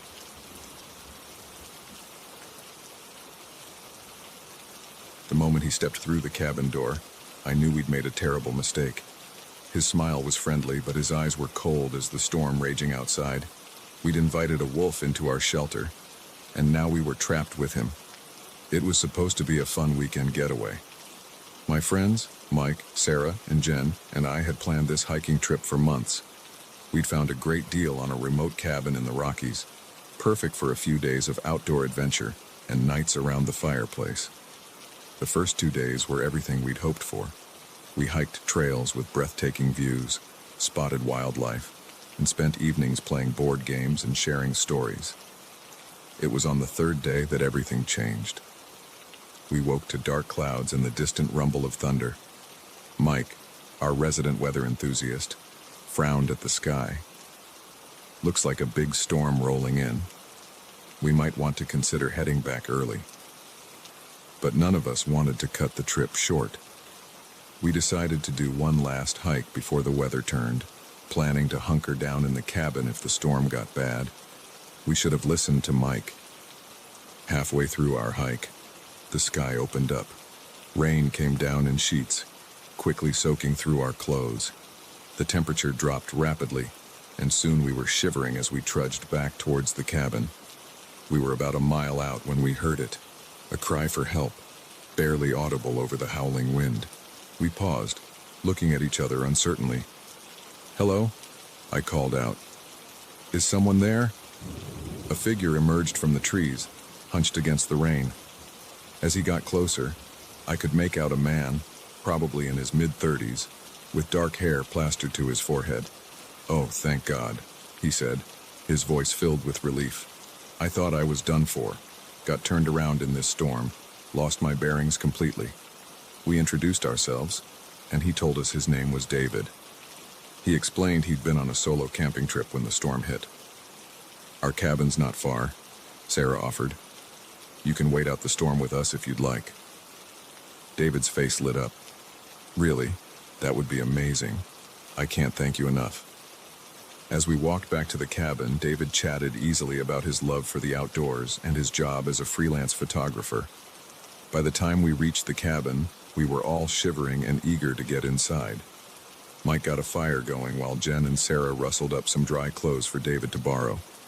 I made a pot of coffee, hoping to ward off the chill that had settled into my bones. As we gathered around the fire, mugs in hand, I couldn't shake a nagging feeling of unease. There was something off about David, though I couldn't put my finger on what. The way his eyes darted around the cabin, taking in every detail. The slight tension in his shoulders, as if he was ready to spring into action at any moment. I tried to push the feeling aside. He was probably just on edge from getting lost in the storm. We were all a bit rattled. As the evening wore on, David regaled us with stories of his travels and adventures. He was charming, funny, and seemed genuinely grateful for our hospitality. But every now and then, I'd catch a look in his eyes that didn't match his easy smile. A coldness, a calculation that made my skin crawl. We decided to turn in early, all of us exhausted from the day's events. There was only one spare bedroom, which we offered to David. The rest of us settled into our usual sleeping arrangements, Mike and Sarah in one room, Jen on the couch, and me in my sleeping bag on the floor. I lay awake for hours, listening to the storm rage outside and the unfamiliar sound of David's footsteps moving around upstairs. Every creak of the floorboard sent a jolt of anxiety through me. It was well past midnight when I heard it, the soft click of a door opening, followed by careful footsteps on the stairs. I held my breath, straining to hear over the pounding of my heart. The steps paused at the bottom of the stairs. Then, slowly, they moved towards the living room where Jen was sleeping. I heard a rustling sound, then Jen's sleepy voice. "What's going on?" "Shh." David's voice, low and menacing. "Don't make a sound." Ice flooded my veins. I scrambled out of my sleeping bag, fumbling in the dark for something, anything I could use as a weapon. My hand closed around a heavy flashlight just as I heard Jen let out a muffled scream. I burst into the living room, clicking on the flashlight. The beam illuminated a scene from a nightmare. David stood over Jen, one hand clamped over her mouth, the other holding a wicked-looking knife. "Get away from her," I shouted, swinging the flashlight wildly. David's head snapped towards me, his eyes glinting with a feral light. For a moment, we were frozen in a tableau of terror. David poised over Jen, me with my pathetic flashlight, Jen's eyes wide with fear. Then everything exploded into motion. David lunged at me, the knife flashing in the beam of the flashlight. I swung the flashlight with all my might, connecting with his arm. The knife clattered to the floor. Jen's scream finally broke free, piercing the night. I heard doors slamming open upstairs, Mike and Sarah awakened by the commotion. David and I grappled, crashing into furniture. He was stronger than me, fueled by a manic energy. His hands found my throat, squeezing. Spots danced in my vision as I struggled to breathe. Suddenly, the pressure was gone. Mike had tackled David from behind, sending them both sprawling. Sarah ran to Jen, who was sobbing hysterically. "Call the police," I gasped, my voice raspy. Sarah fumbled for her phone, but David laughed, a chilling sound devoid of any humor. "No signal," he said, his voice eerily calm despite being pinned under Mike. "Storms knocked out the cell towers. We're all alone out here." A chill ran down my spine as I realized he was right. We were miles from the nearest town, with no way to call for help. "Why are you doing this?" Mike demanded, struggling to keep David pinned. David's eyes gleamed in the darkness. "Why? Because I can. Because there's nothing quite like the thrill of the hunt. And you four..." He licked his lips, a gesture that made my stomach turn. "You four are going to be so much fun." It was like a mask had fallen away, revealing the monster that had been hiding behind David's friendly facade. This was a predator, and we were his prey. What followed was the longest night of my life. We managed to tie David up using extension cords, but none of us felt safe enough to sleep. We huddled together in the living room, jumping at every creak of the old cabin, every howl of the wind outside. David kept talking, his words a mixture of threats and twisted philosophizing. He told us about the others he'd hunted, the rush he felt when he took a life. We tried to ignore him, but his voice wormed its way into our heads, feeding our fear. As dawn broke, the storm finally began to subside. We debated what to do. Should we try to hike out, risking running into potential accomplices David might have, or stay put and hope someone would come looking for us when we didn't return as scheduled? In the end, Mike and I decided to make a run for it, leaving Sarah and Jen to guard David. The hike down the mountain was treacherous, the trails slick with mud and debris from the storm. Every snapping twig made us whirl around, half expecting to see David somehow free and in pursuit. When we finally reached the ranger station, we were mud-caked, exhausted, and on the verge of hysteria. The rangers were skeptical at first, but something in our eyes must have convinced them.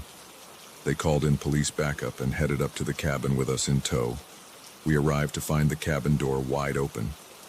My heart sank as we rushed inside. The extension cords lay on the floor, cut clean through. Sarah and Jen were huddled in a corner, shaken but unharmed. David was gone. The police launched a massive manhunt, but David seemed to have vanished into the vast wilderness. In the days that followed, as we gave statements and tried to process what had happened, we learned the truth about our uninvited guest. His real name wasn't David. He was Sean Carlisle, a serial killer wanted in 3 states. He'd been using the wilderness as his hunting ground for years, preying on hikers and campers foolish enough to trust a friendly stranger. We had been lucky. So many others hadn't been. It's been 5 years since that night in the cabin. We've all been through therapy, trying to deal with the trauma and the guilt. Guilt that we let him in, guilt that we couldn't stop him, guilt that others might suffer because we couldn't keep him contained. I still hike, still love the outdoors, but I'm never truly at ease in the wilderness anymore. Every stranger on the trail is a potential threat. Every rustle in the bushes could be a predator lying in wait. And on stormy nights, when the wind howls outside my window, I find myself back in that cabin, watching a wolf in human clothing walk through our door, knowing that our lives will never be the same. The moment the last customer left, I knew something was wrong. The air in the diner changed, thick with tension and unspoken threats. 5 men remained, their eyes fixed on me with a hunger that had nothing to do with food. My name's Sarah, and I've been working the night shift at Mel's Diner for about 2 years now. It's a small place just off the highway, the kind of joint truckers and late-night travelers stop at for a cup of coffee and a slice of pie. Most nights are quiet, with just a steady trickle of weary patrons looking for a quick bite before hitting the road again. This particular Tuesday night had been slow, even by our standards. A few regulars had come and gone, and by 2 a.m., the place was empty, except for these 5 guys who'd rolled in around midnight. They'd been loud and a bit rowdy, but nothing I couldn't handle. I'd dealt with my fair share of drunk and disorderly types over the years. But as the night wore on and they showed no signs of leaving, I started to get nervous. There was something off about them, a predatory vibe that set my teeth on edge. They'd spread out, taking up different booths, effectively surrounding the counter where I stood. "Hey, sweetheart," the biggest one called out. Let's call him Beard, on account of the scraggly mess on his face. "How about another round of coffee?" I plastered on my best waitress smile, the one I use when I'm trying to hide my discomfort. "Sure thing. But guys, I hate to be a buzzkill, but we close in 15 minutes. Beard exchanged glances with his buddies, a silent communication passing between them that made my stomach clench. "Oh, come on now," he said, his tone jovial but with an undercurrent of menace. "Surely you can stay open a little longer for your best customers." I forced a laugh, trying to keep things light. "Sorry, boys, rules are rules. I gotta close up shop and head home." "Home, huh?" This from another guy, a wiry man with tattoos snaking up his neck. We'll call him Snake. "You got someone waiting for you there, sweetheart." The question sent a chill down my spine. I thought of my empty apartment, of how no one would miss me until my shift tomorrow evening. "My boyfriend?" I lied smoothly. "He's probably wondering where I am already." Beard grinned, showing teeth that were too white and sharp for comfort. Now, no need to fib to us. We're all friends here, aren't we?" Friends. Right. Friends don't make your skin crawl or your heart race with fear. I busied myself with wiping down the counter, trying to look anywhere but at their faces. My mind was racing, looking for a way out of this situation. The phone was in the back office. My cell was in my locker. The nearest houses were a good half-mile down the road. "You know," Beard said, standing up and stretching leisurely, "I'm thinking maybe we don't want coffee after all. Maybe we want something a little stronger. You got any booze stashed away back there?" I shook my head, taking an involuntary step back as he approached the counter. Sorry, we don't serve alcohol here. He leaned in close enough that I could smell the stale cigarette smoke on his breath. Come on, Sarah. I'm sure a smart girl like you knows where the good stuff is hidden. A jolt of fear shot through me. I hadn't told them my name. How do you know my name? I asked, unable to keep the tremor out of my voice. Beard's grin widened. Oh, we know all sorts of things about you, Sarah. We've been watching this place for a while now. Watching you. The others were standing now, forming a loose semicircle around the counter. I felt like a deer surrounded by wolves, my heart pounding so hard I was sure they could hear it. Look, I said, fighting to keep my voice steady. I don't want any trouble. Why don't you guys head out, and we'll forget this whole thing, okay? Snake laughed, a harsh sound that grated on my nerves. Oh, we're not going anywhere, sweetheart. The fun's just getting started. I saw Beard's hand moving towards his jacket pocket, and panic surged through me. Without thinking, I grabbed the pot of hot coffee and hurled it at him. He howled in pain as the scalding liquid splashed across his face and chest. I didn't wait to see more. I vaulted over the counter and made a mad dash for the back office. I could hear them shouting, the sound of tables and chairs being overturned in their pursuit. My trembling hands fumbled with the office door lock. Just as I got it secured, a body slammed against the other side. You shouldn't have done that, Sarah. Beard's voice, filled with rage. Now we're gonna have to teach you a lesson. I grabbed the phone, my fingers shaking as I dialed 911. Please pick up. Please pick up. 911. What's your emergency? The sound of the operator's voice nearly made me sob with relief. Please help me, I gasped. I'm at Mel's Diner off Highway 16. There are men here. They're trying to get to me. They're going to... The line went dead. I stared at the phone in horror, then looked up to see the cord dangling uselessly, cut from outside the office. The pounding on the door was getting more intense. I could hear the wood splintering. It wouldn't hold for long. Think, Sarah, think. My eyes darted around the small office, looking for anything I could use as a weapon.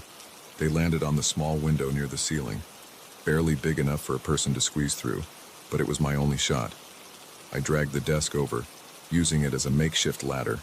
The window was stuck, paint sealed shut from years of disuse. I could hear the door beginning to give way as I struggled with the latch.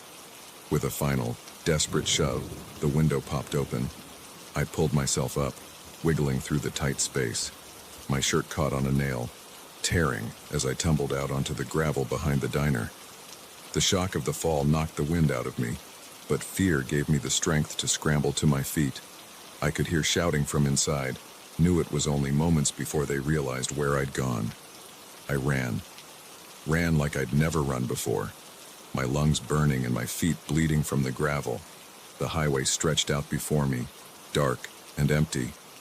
No cars in sight. The nearest town was miles away. Behind me, I heard the sound of the diner's back door slamming open. There she is! Snake's voice carried on the night air. I veered off the road, plunging into the field beside it. The tall grass whipped at my face and arms as I crashed through it. I could hear them behind me, their heavy footsteps and labored breathing spurring me on. I don't know how long I ran. Time seemed to stretch and warp, each second lasting an eternity. My legs felt like lead, my chest on fire, but I didn't dare stop. Just when I thought I couldn't go on, I saw it. Lights in the distance. A house. With a final burst of energy I didn't know I had, I sprinted towards those lights. Behind me, I could hear my pursuers, closer now. So close. I reached the house, pounding on the door with all my might. Help! I screamed. Please, somebody help me. The porch light flicked on. I heard movement inside. Please, please, please. The door opened, revealing an elderly man with a shotgun. His eyes widened as he took in my appearance, clothes torn, bleeding, wild-eyed with terror. Please, I gasped. They're after me. Help me. He didn't hesitate. He pulled me inside and slammed the door, locking it securely. "Martha," he called out. "Call the sheriff, now!" I collapsed on the floor, my body finally giving out. Through the window, I saw figures moving at the edge of the property, but they didn't approach. The sight of the old man's shotgun must have given them pause. What followed was a blur of police sirens, paramedics, and questions. Lots of questions. The men were caught a few days later trying to cross the state line. Turns out they were wanted for a string of assaults and murders across 3 states. I gave my statement, identified them in a lineup, and testified at their trial. But even seeing them led away in handcuffs didn't erase the terror of that night. It's been 2 years since then. I don't work night shifts anymore. Can't bring myself to be alone in the dark. I jump at shadows and loud noises. Every stranger is a potential threat. But I survived. I got away. And every day I remind myself of that. I'm not just a victim, I'm a survivor. And no matter how dark the night gets, I know now that I have the strength to make it through to the dawn.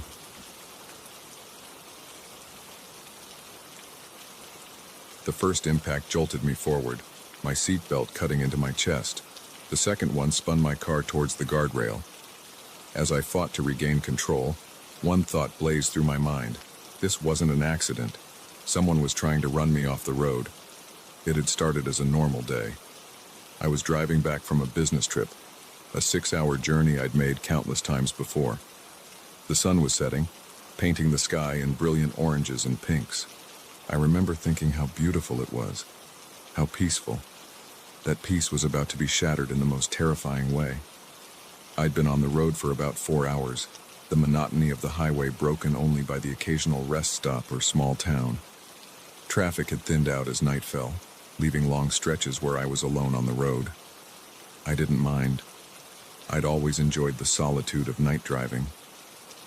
The first sign that something was wrong came when I noticed a pair of headlights in my rearview mirror.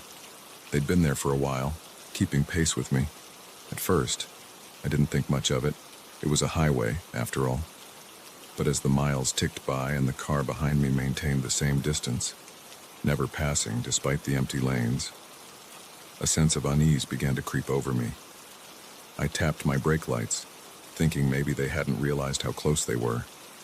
The car behind me didn't slow down. Instead, it surged forward, closing the gap between us even more. My heart rate picked up. This wasn't normal highway behavior. I pressed down on the accelerator, putting some distance between us. For a moment, I thought that would be the end of it. Then I saw the other car speed up, matching my pace once again. "What the hell?" I muttered, glancing between the road ahead and my rearview mirror. The headlights behind me seemed to grow brighter, more menacing with each passing second. I considered pulling over, but something told me that would be a mistake. Whoever was behind me didn't have good intentions. My best bet was to try to lose them or find a populated area. I pressed harder on the gas, pushing my car to speeds I'd never attempted before. The engine whined in protest, but I didn't let up. In my mirror, I saw the other car accelerate too, staying right on my tail. My hands were sweating now, my knuckles white on the steering wheel. I weaved between lanes, hoping to shake them off. They matched my movements perfectly, like we were connected by an invisible tether. That's when the first impact came. A hard slam to my rear bumper that sent my car fishtailing. I managed to straighten out, but my heart was pounding so hard I could barely hear anything else. "Okay," I said out loud, trying to calm myself.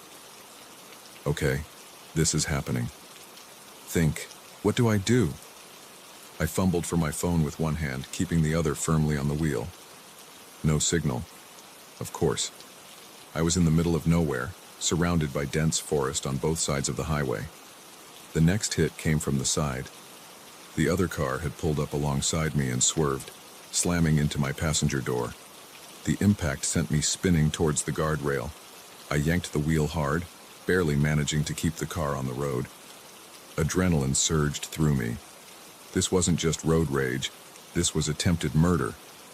I spotted an exit ahead.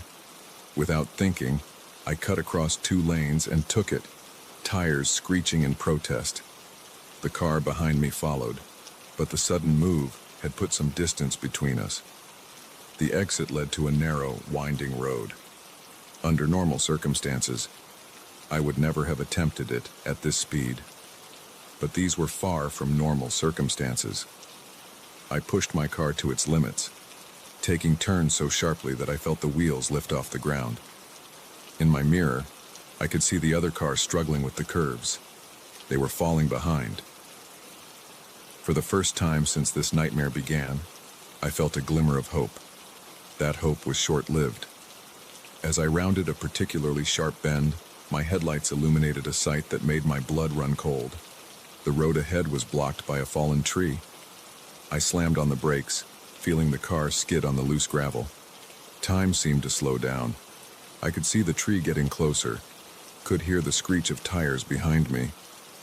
In that moment, I was certain I was about to die. At the last possible second, I yanked the wheel to the side. My car left the road, plowing into the underbrush. Branches whipped at the windshield as I bounced and jolted through the forest. Finally, mercifully, I came to a stop. For a moment, all I could do was sit there, my hands still clenched on the wheel, my breath coming in ragged gasps.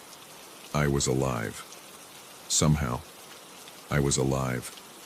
The sound of an engine revving snapped me back to reality. They were still out there, still hunting me. I killed my headlights and slumped down in my seat, praying the thick foliage would hide me. I heard the other car slow down, then stop. A car door opened and closed. Footsteps crunched on gravel, coming closer.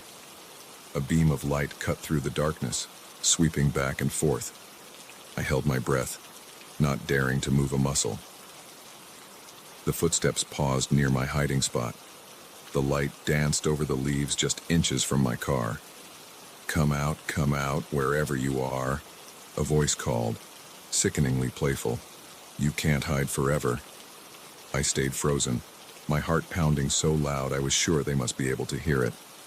The footsteps moved away, then came back. This game of cat and mouse seemed to last for hours, though it was probably only minutes. Finally, I heard a frustrated grunt. "Damn it, lost 'em." The footsteps retreated, a car door slammed, and an engine roared to life. I heard tires squealing as they sped away. Even after the sound had faded completely, I didn't move. I was terrified it was another trick, that they were waiting for me to reveal myself. As the adrenaline wore off, the reality of my situation began to sink in.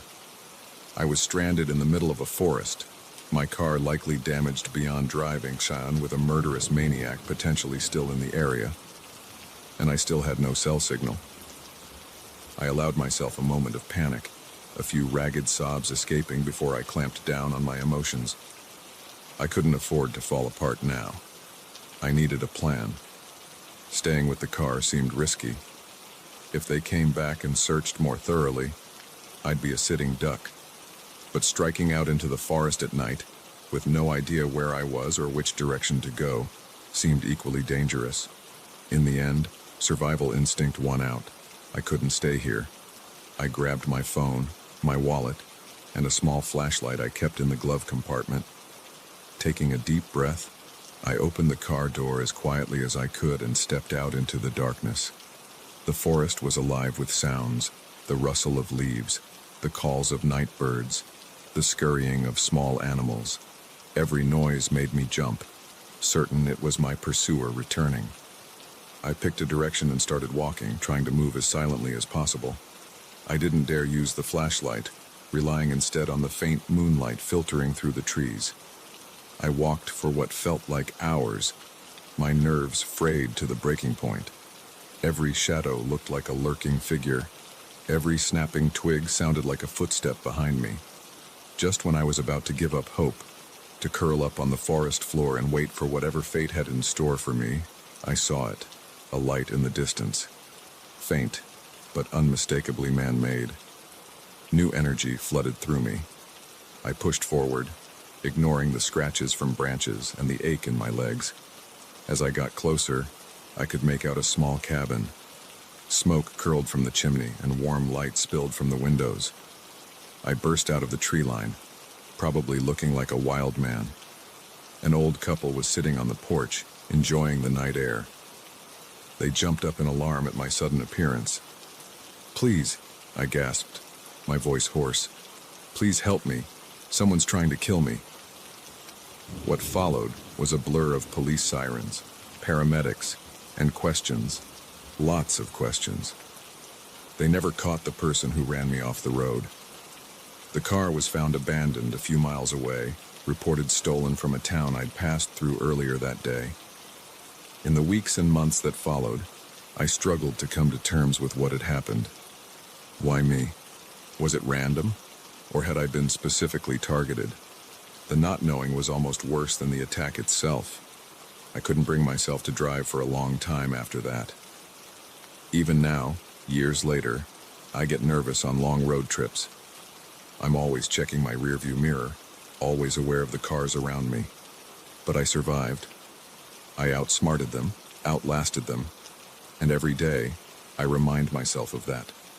I'm not just a victim, I'm a survivor. And no matter how dark the road gets, I know now that I have the strength to make it through to the other side.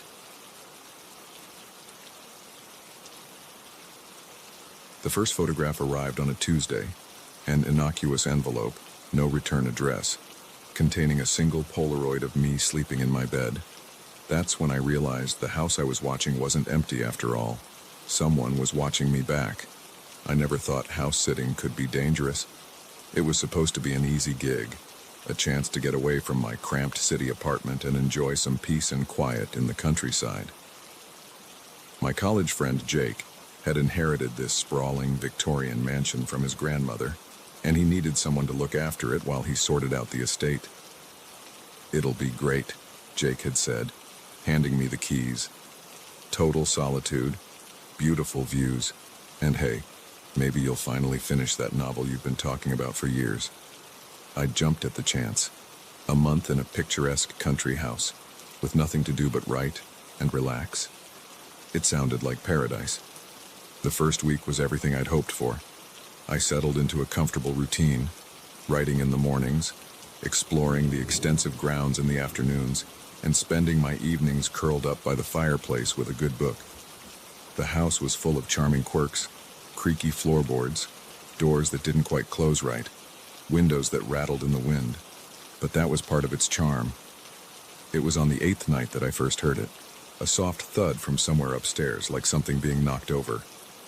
I froze, my book forgotten in my lap, straining to listen. For a long moment, there was nothing but silence.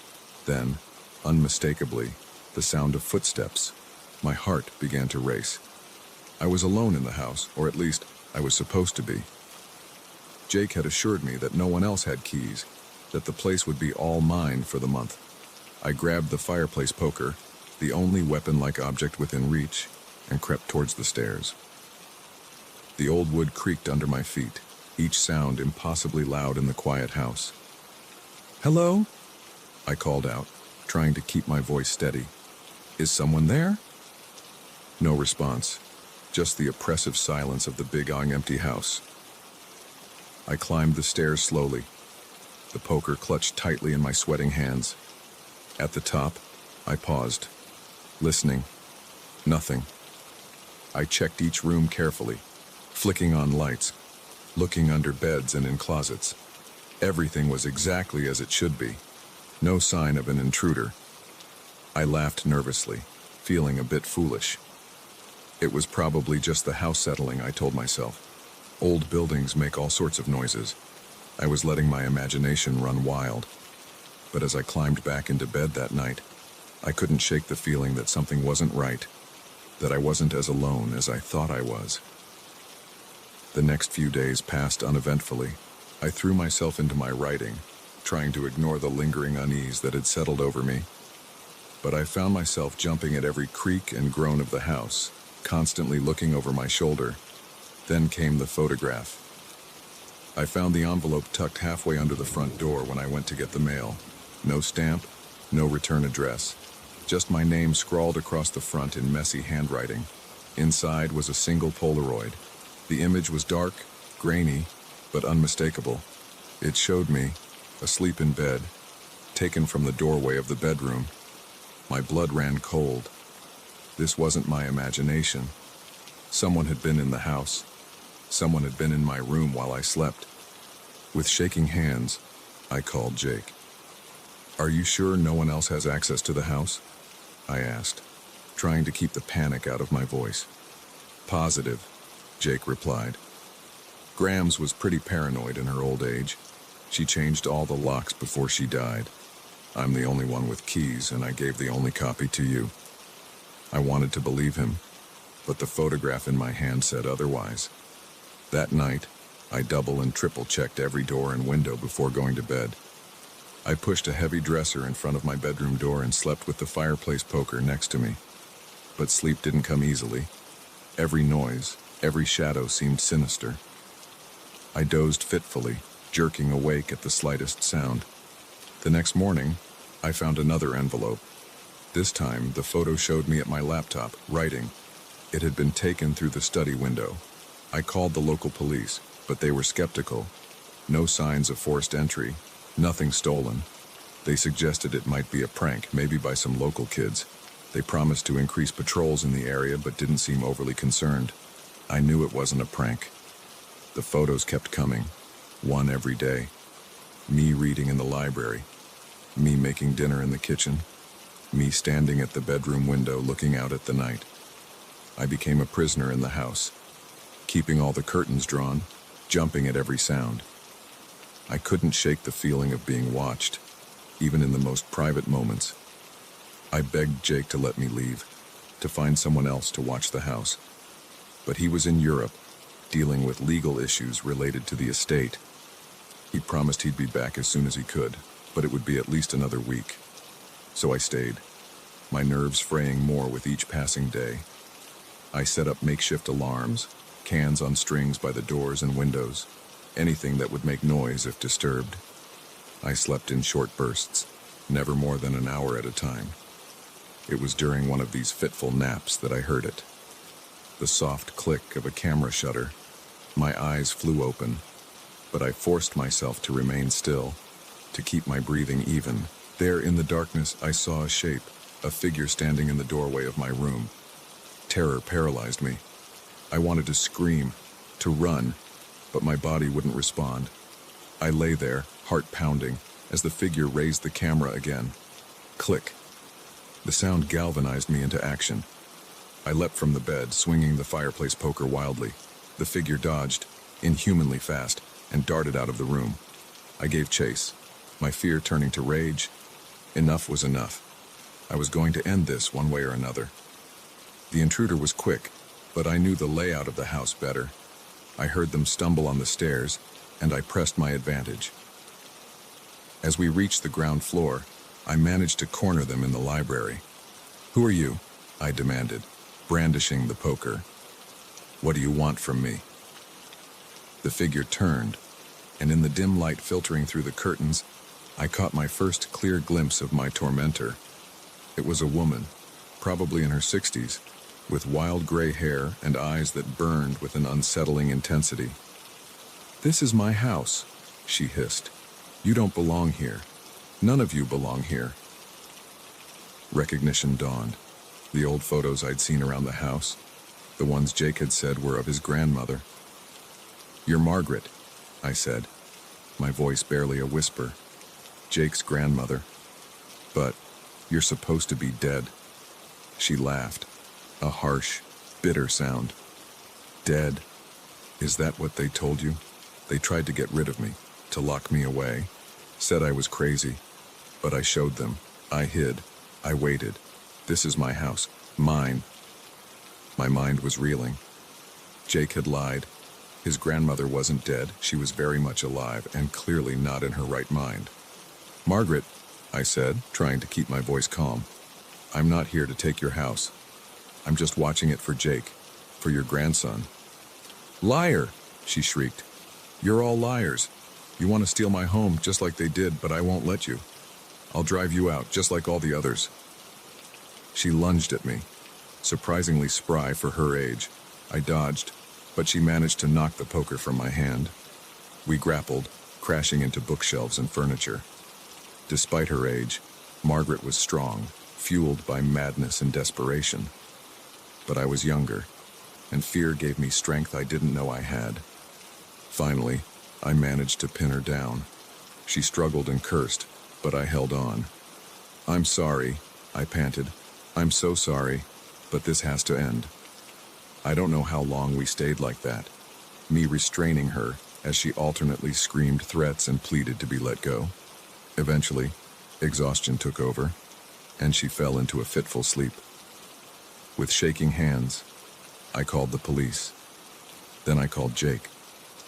The next few hours were a blur of police statements and paramedics. Margaret was taken away, still ranting about the house being hers. Jake arrived, looking shell-shocked and guilty. "I'm so sorry," he kept saying. "I never thought. We all believed she was dead. The nursing home said she'd passed in her sleep. We had a funeral and everything." The truth came out in bits and pieces.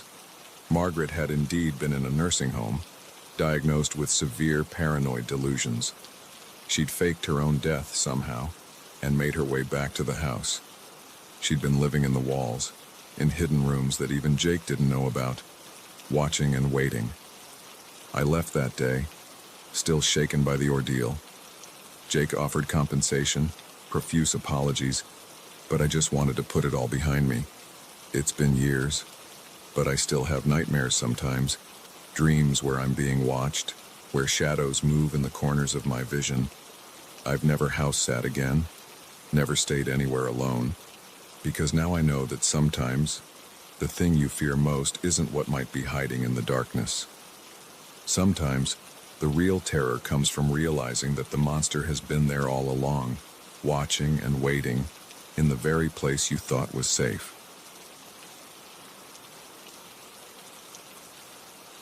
The first footprint appeared in the sand just outside our bedroom window.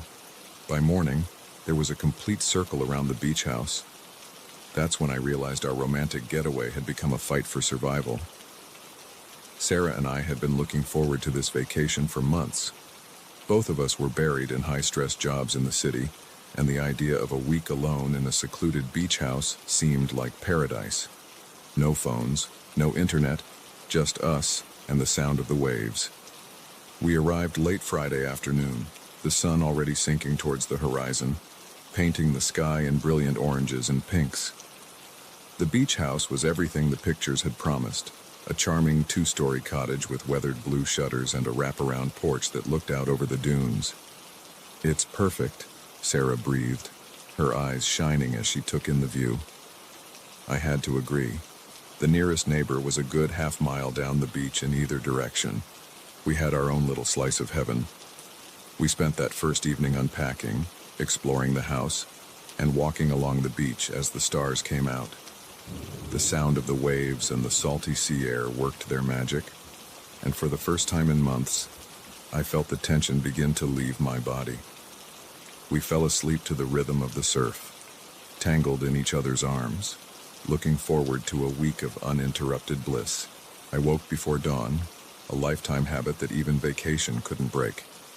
Not wanting to disturb Sarah, I slipped out of bed and made my way downstairs to start the coffee.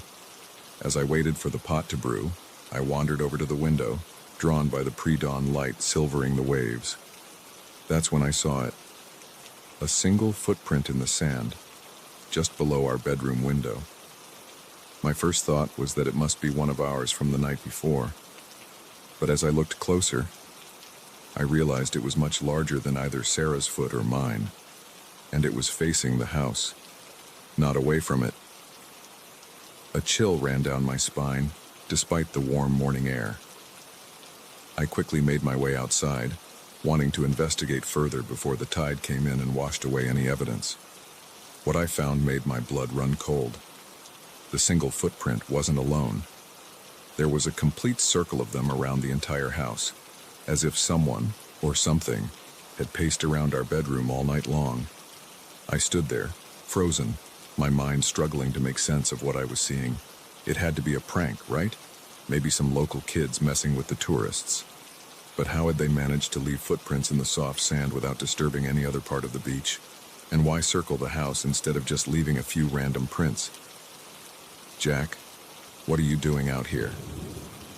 Sarah's voice snapped me out of my daze. She stood on the porch, wrapped in a robe, a quizzical expression on her face. For a moment, I considered not telling her.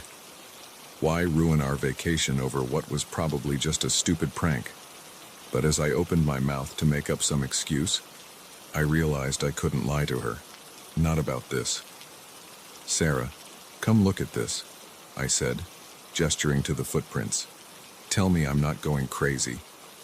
She came down the steps, her bare feet leaving delicate imprints next to the much larger, more ominous ones. As she took in the circle of footprints, her face paled. What is this? She whispered. I don't know, I admitted, but I don't like it. We spent the next hour combing the beach, looking for any other signs of intrusion, but there was nothing. No other footprints leading to or from the circle, no disturbed sand anywhere else. It was as if whoever had made the prints had materialized out of thin air, walked around our house, and then vanished. Maybe we should call the police, Sarah suggested as we made our way back to the house. I nodded, though I wasn't sure what we'd tell them. We had no evidence of any actual crime, just some weird footprints that would probably be gone with the next high tide. But when I tried to use the landline in the house, all I got was static. My cell phone showed no signal. We were cut off. It's probably just the storm, I said, nodding towards the dark clouds gathering on the horizon. The repairman will be out once it passes. Sarah nodded, but I could see the worry in her eyes. It mirrored my own unease. We tried to go about our day as planned, but the carefree mood of the previous evening was gone. Every sound made us jump. Every shadow seemed to hold a potential threat. As night fell and the storm rolled in, the tension in the house was palpable. We double-checked all the locks, closed all the curtains, but it did little to ease our fears. Maybe we should leave, Sarah said, as we lay in bed, neither of us able to sleep. First thing in the morning, we'll drive back to the city. I agreed, though the thought of admitting defeat so early in our vacation stung my pride. But better safe than sorry, right? A crack of thunder made us both jump. The storm was directly overhead now, rain lashing against the windows. In the brief flashes of lightning, the bedroom took on an eerie, unfamiliar quality. That's when we heard it, a sound that didn't belong to the storm, a slow, deliberate scraping noise coming from downstairs. Sarah's hand found mine in the darkness, squeezing tight. Jack, she whispered, her voice trembling. There's someone in the house. I wanted to tell her she was imagining things, that it was just the wind, but I'd heard it too. And now that we were listening, really listening, I could hear something else. Footsteps, heavy and slow, moving through the house below us. My mind raced. The baseball bat I'd seen in the closet downstairs was too far away. The best weapon I could reach was the heavy lamp on the bedside table. Stay here, I whispered to Sarah. Lock the door behind me. If you hear anything bad, run. Don't wait for me, just run. She shook her head frantically, clinging to my arm. No, don't leave me. Another boom of thunder, and in that moment, the power went out. The room plunged into total darkness. The footsteps downstairs paused, then began to move again, this time, unmistakably, towards the stairs. In the pitch black, I fumbled for the lamp, yanking it free from the wall. Sarah was breathing fast and shallow beside me, her fear palpable in the darkness. The stairs creaked, one by one, slow, methodical. Whatever was down there, it wasn't trying to hide its approach. I stood, positioning myself between the bed and the door. My palms were sweaty on the base of the lamp, but I gripped it tightly, ready to swing at anything that came through that door. The footsteps reached the top of the stairs. They paused, as if considering which way to go. Then, with dreadful inevitability, they started moving towards our room.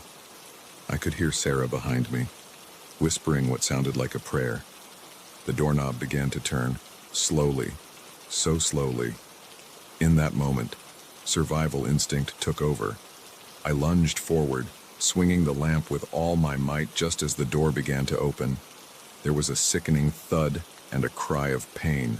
Something heavy fell to the floor. Without thinking, I grabbed Sarah's hand and bolted for the door, leaping over the prone figure in the doorway. We ran blindly down the stairs, our only guide the flashes of lightning through the windows. Behind us, I could hear movement, a low growl that sounded more animal than human. We burst out of the front door into the raging storm. Rain lashed at us, the wind nearly knocking us off our feet. But we didn't stop. We ran down the beach, the wet sand sucking at our feet, making every step a struggle. I don't know how long we ran. It could have been minutes or hours. The storm raged around us and behind us. I didn't dare look back to see if we were being followed. Finally, we saw lights in the distance, the next house down the beach. We stumbled towards it, our last reserves of energy draining away. The owners, an elderly couple, were alarmed to find two soaked, terrified strangers pounding on their door in the middle of a storm. But they let us in, gave us blankets, and called the police. By the time the storm cleared and the police were able to check out our rental, there was no sign of an intruder, no footprints in the sand, no evidence of a break-in. Even the lamp was back on the bedside table, though I know I'd swung it at something. The official report chalked it up to an overactive imagination and the effects of the storm. But Sarah and I know what we experienced. We know what we heard, what we saw. We never went back to that beach house, never took another secluded vacation. These days, we stick to crowded resorts and busy cities, because we learned the hard way that sometimes isolation isn't peaceful. Sometimes it's deadly. And sometimes the footprints in the sand are trying to tell you something, a warning that you're not as alone as you think you are.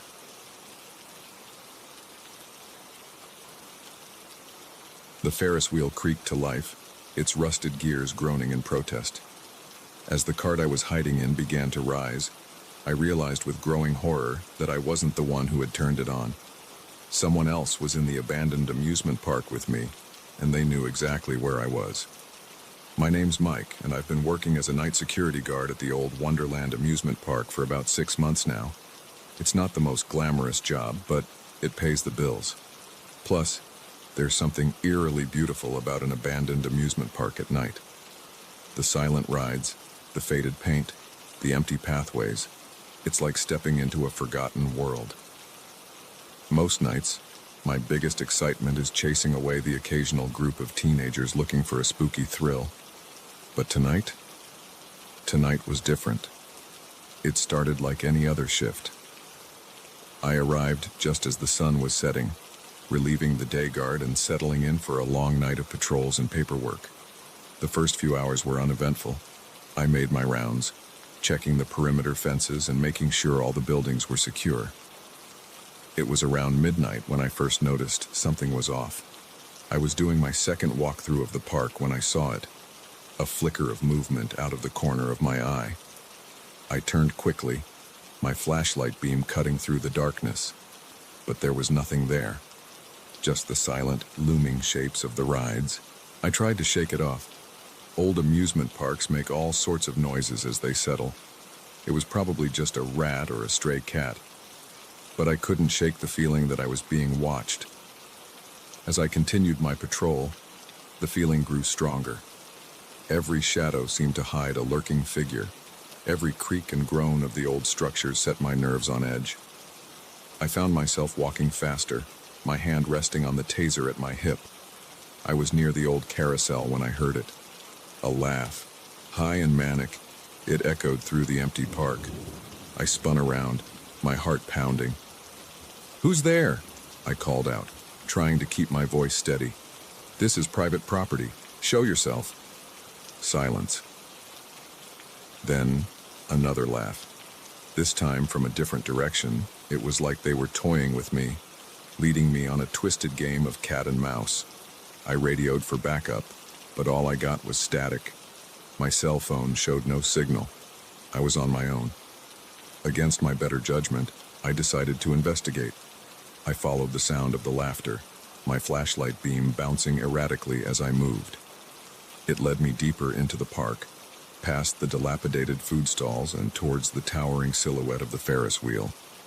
As I approached, I saw something that made my blood run cold. The control panel for the Ferris wheel was open, wires exposed. Someone had been tampering with it. Before I could process what this meant, I heard footsteps behind me. I whirled around, but my flashlight beam met only empty air. The footsteps were getting closer, coming from all directions at once. Panic surged through me. I did the only thing I could think of. I ran for the nearest hiding spot, one of the Ferris wheel carts. I climbed in, crouching down low, and waited. The footsteps grew louder, then stopped. For a long moment, there was nothing but the sound of my own ragged breathing. Then, without warning, the Ferris wheel lurched into motion. Terror gripped me as my cart began to rise.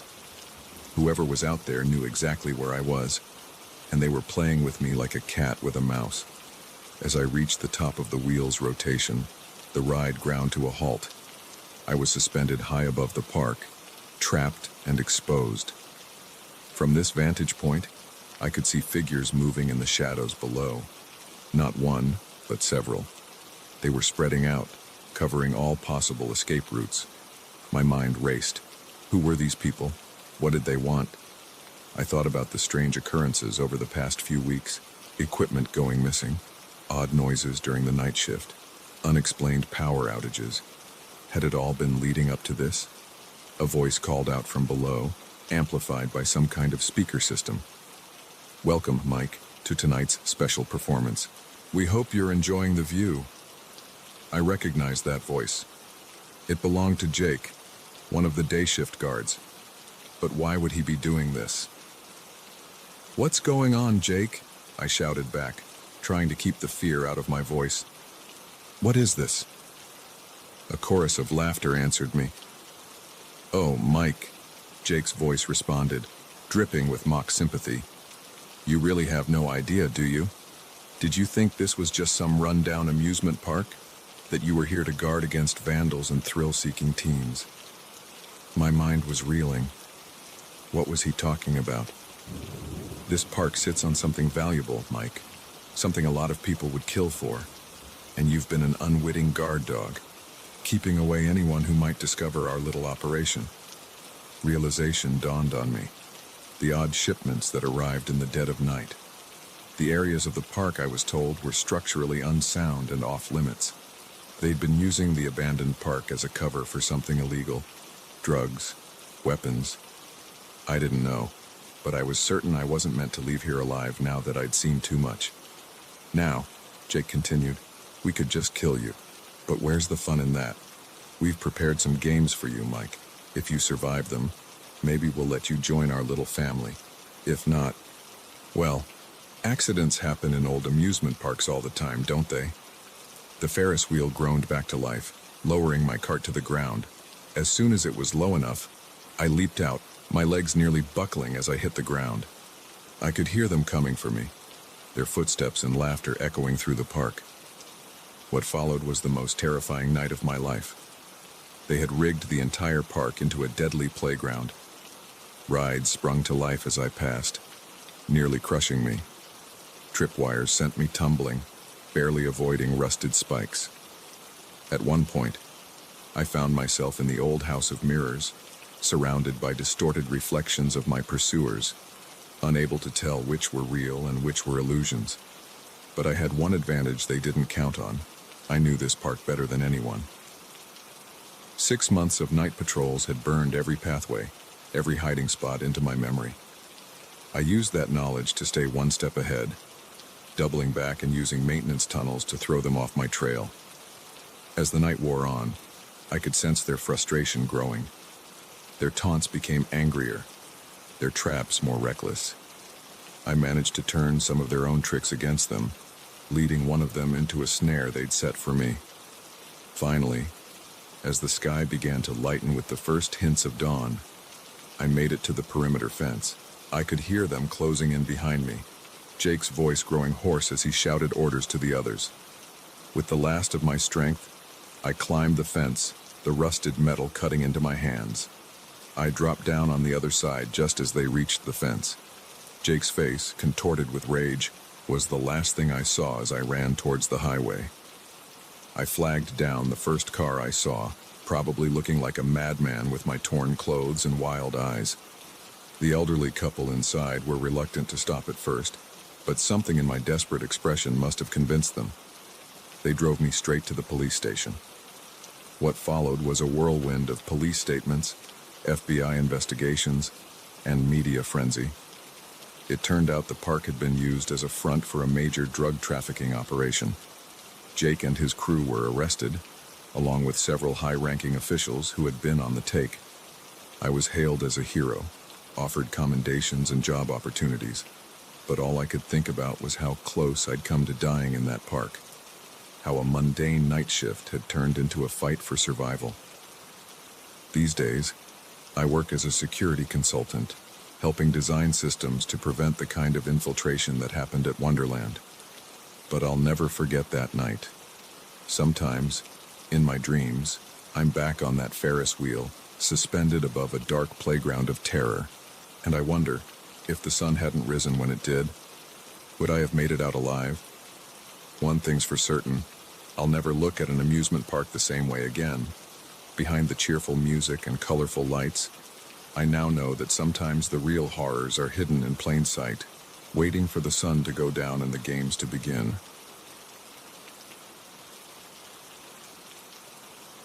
The moment I saw the strange symbol carved into my bedroom door, I knew I'd made a terrible mistake. This wasn't just a quaint small-town bed and breakfast. It was the heart of something far more sinister, and I was trapped right in the middle of it. I hadn't planned on stopping in Millbrook.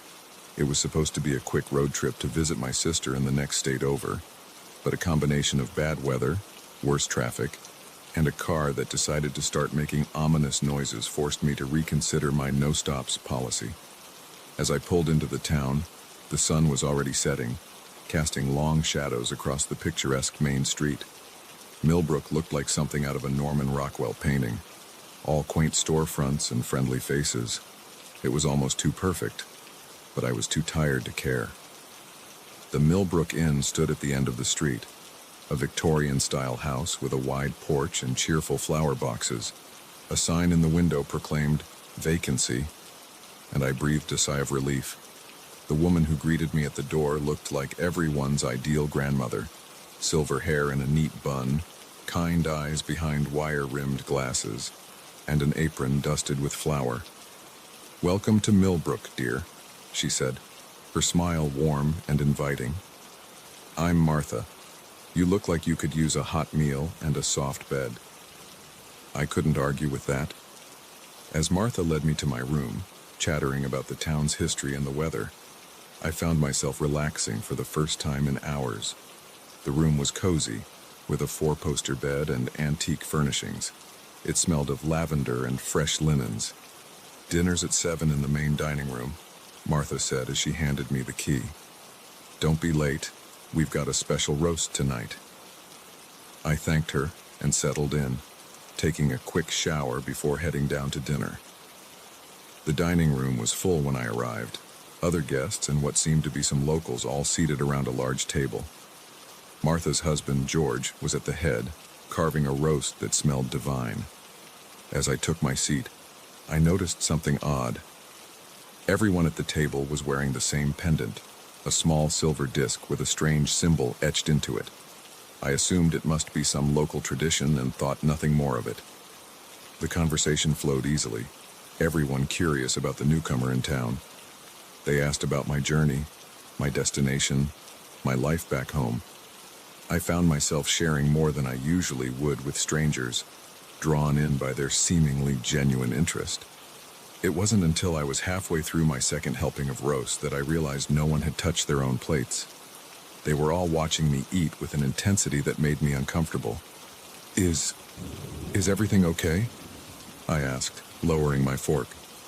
Martha laughed, a tinkling sound that didn't quite reach her eyes. "Of course, dear. We're just so glad you're enjoying the meal. It's not often we get visitors in Millbrook." The rest of the dinner passed in a blur. I found myself growing drowsy, my limbs heavy. I blamed it on the long day of driving and the hearty meal, excusing myself to head to bed early. As I climbed the stairs, the world seemed to tilt and sway. I stumbled into my room, barely managing to lock the door before collapsing onto the bed. As consciousness slipped away, I had a fleeting thought that something wasn't right. But before I could grasp it, darkness took me. I woke with a start, disoriented and groggy.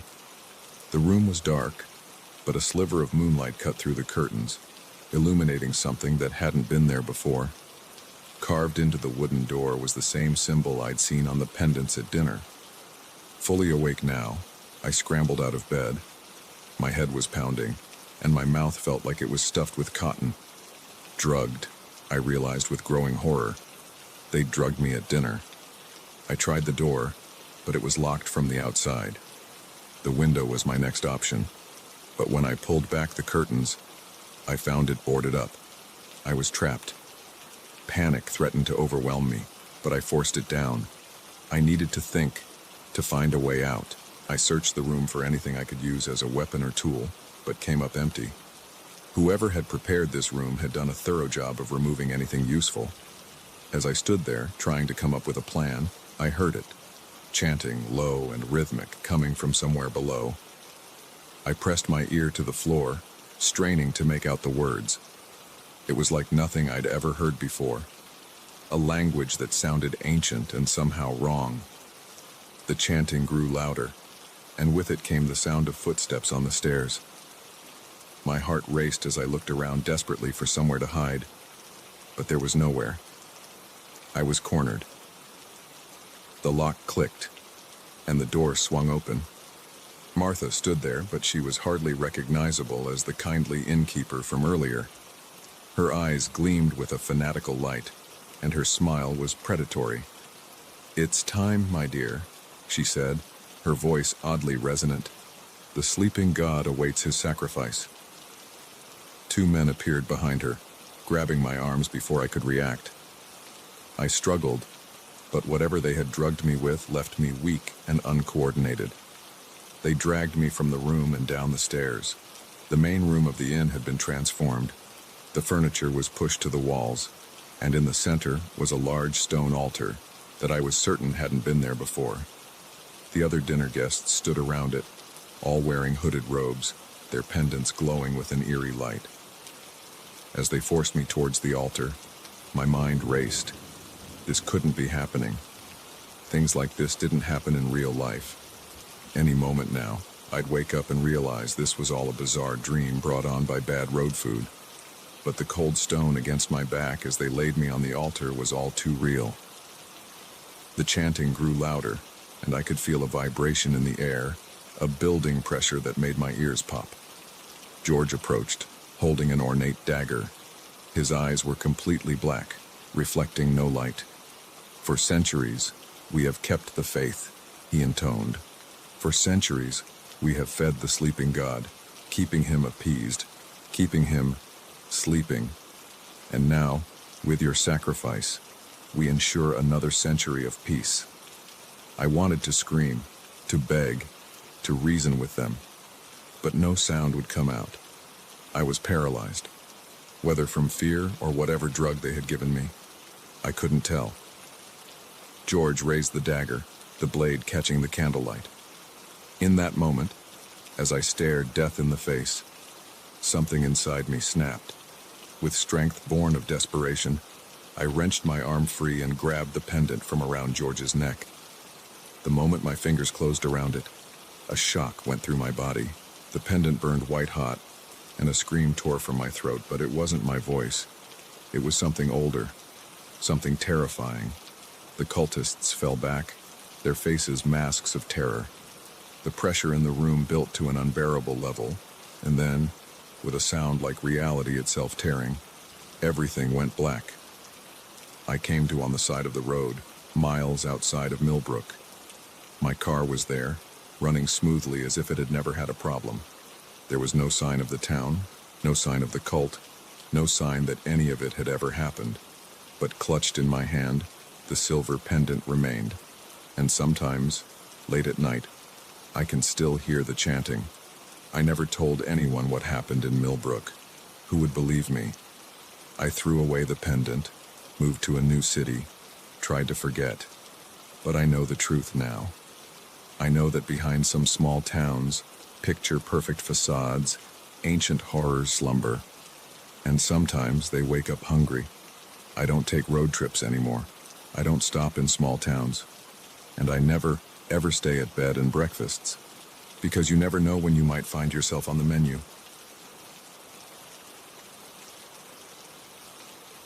The first shadow darted across my peripheral vision, quick and silent.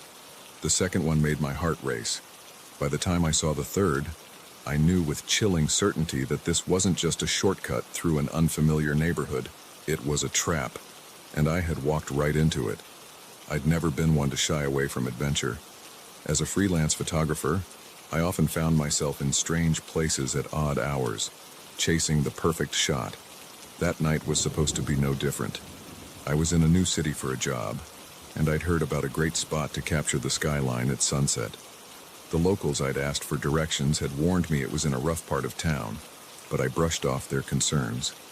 I'd been in plenty of sketchy areas before and always managed just fine. The sun was already dipping below the horizon as I made my way through the maze of narrow streets. The fading light cast long shadows, turning familiar objects into looming, sinister shapes. I clutched my camera bag closer, more out of habit than actual concern. It wasn't until I turned down a particularly narrow alley that I first felt it, that prickle on the back of your neck when you know you're being watched. I glanced over my shoulder, but the alley behind me was empty. Shaking off the feeling, I pressed on. That's when I saw the first shadow, just a flicker of movement at the edge of my vision. Gone so quickly I almost convinced myself I'd imagined it. Almost. I picked up my pace, my eyes darting from side to side, searching for the source of that fleeting shadow. The buildings loomed over me, their blank windows like dead eyes staring down. The graffiti-covered walls seemed to close in, making the alley feel more like a tunnel with each step. The second shadow moved with more purpose, a dark figure that slipped from one doorway to another just ahead of me. My heart began to race, and I felt the first real stirrings of fear. This was no trick of the light or figment of an overactive imagination. Someone was out there, and they were tracking my movements. I turned around, intent on heading back the way I came, only to see a third shadow detach itself from a darkened alcove. The realization hit me like a punch to the gut. I was being herded. My walk turned into a jog, then a run. I could hear footsteps now, multiple sets, echoing off the walls around me. They were coming from all directions, getting closer with each passing second. I took random turns, hoping to throw off my pursuers, but every new alley looked the same as the last. Narrow, dirty, and full of potential hiding spots for those hunting me. My lungs burned, and the camera bag slapped against my side with each frantic stride. As I rounded another corner, I saw a chain-link fence blocking the way. Beyond it, I could see a main street, cars passing by, oblivious to the drama unfolding in these back alleys. Safety was so close, yet impossibly far. I reached the fence and began to climb, the metal links biting into my hands. I was halfway up when I felt a hand grab my ankle, yanking me back down. I kicked out blindly, heard a grunt of pain, and the grip loosened. I scrambled up and over, dropping heavily on the other side. But my pursuers weren't giving up that easily. I could hear them scaling the fence behind me as I sprinted towards the main street. My only hope was to reach those cars, those people, before they caught up. I burst out onto the sidewalk, gasping for breath, wild-eyed and disheveled. A few pedestrians gave me startled looks, but no one stopped to help. I spun around, expecting to see my attackers emerging from the alley. But there was no one there. It was as if they'd vanished into thin air. For a moment, I stood there, my heart pounding, wondering if I'd imagined the whole thing. But the scratches on my hands from the fence and the ache in my ankle where I'd been grabbed were very real. A police car cruised by, and I flagged it down, relief flooding through me. The officers listened to my story with skeptical expressions. but they agreed to take a look around the area. They found nothing.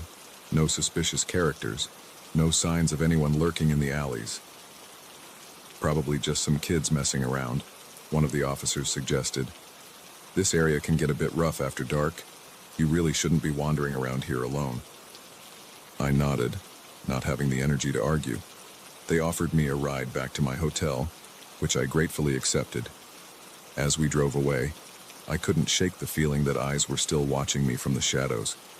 Back in my room, I tried to rationalize what had happened. Maybe it really had just been some local teens trying to scare a tourist. Maybe I'd let my imagination run wild in an unfamiliar place. But deep down, I knew it had been more than that. The coordination, the silence, the way they had herded me so effectively. This was no random encounter. Sleep didn't come easily that night. Every noise from the hallway, every passing car outside made me jump. I kept replaying the chase in my mind, second-guessing every decision I'd made. Should I have taken a different route? Should I have stayed on main streets? Should I have listened to the warnings about that part of town? The next morning, against my better judgment, I went back.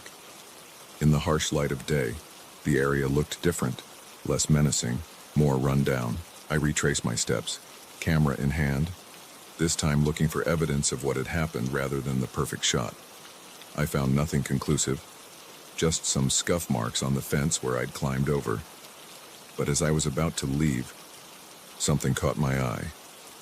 There, spray painted on a wall partially hidden behind a dumpster, was a symbol. A stylized eye inside a triangle.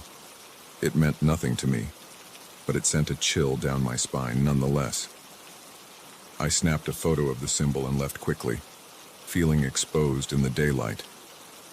Back at my hotel, I spent hours researching, trying to find any meaning behind the symbol. My search led me down a rabbit hole of conspiracy theories and urban legends. Stories of shadowy organizations that controlled cities from the underground, of initiation rites that involved hunting humans through urban labyrinths. Most of it was clearly nonsense, but some details resonated uncomfortably with my experience. The coordinated pursuit, the sudden disappearance when witnesses appeared, the marking left behind. It was all too similar to some of the stories I read. I never did get that skyline shot. I finished my assignment with safe and boring photos taken in well-lit, populated areas. And as soon as the job was done, I left the city, looking over my shoulder the entire way to the airport. In the years since, I've become more cautious in my work. I stick to main roads, well-populated areas. I don't go out alone at night in unfamiliar places. Some might call it paranoia, but I call it survival. But sometimes, late at night when I'm editing photos, I'll catch a glimpse of something in the background of a shot, a shadow where there shouldn't be one, a figure just out of focus. And I'll remember that night, running through those alleys, the sound of footsteps echoing all around me. I don't know who they were or what they wanted. I don't know if I was targeted specifically or if I was just in the wrong place at the wrong time. But I do know this. There are parts of our cities that don't appear on any map. There are people who move in the shadows, unseen by those who live in the light. And sometimes, if you're not careful, you might find yourself in their world. So the next time you're in an unfamiliar place, and you feel that prickle on the back of your neck, that sense that you're being watched, don't ignore it. Don't try to rationalize it away. Run. Run as fast as you can towards the light, towards people, towards safety, because you never know when a simple shortcut might turn into something far more dangerous. And if you ever see that symbol, that eye in the triangle, turn around. Go back the way you came. Some mysteries are better left unsolved, some worlds better left unexplored, because once you've glimpsed what lurks in the shadows, you can never truly return to the light.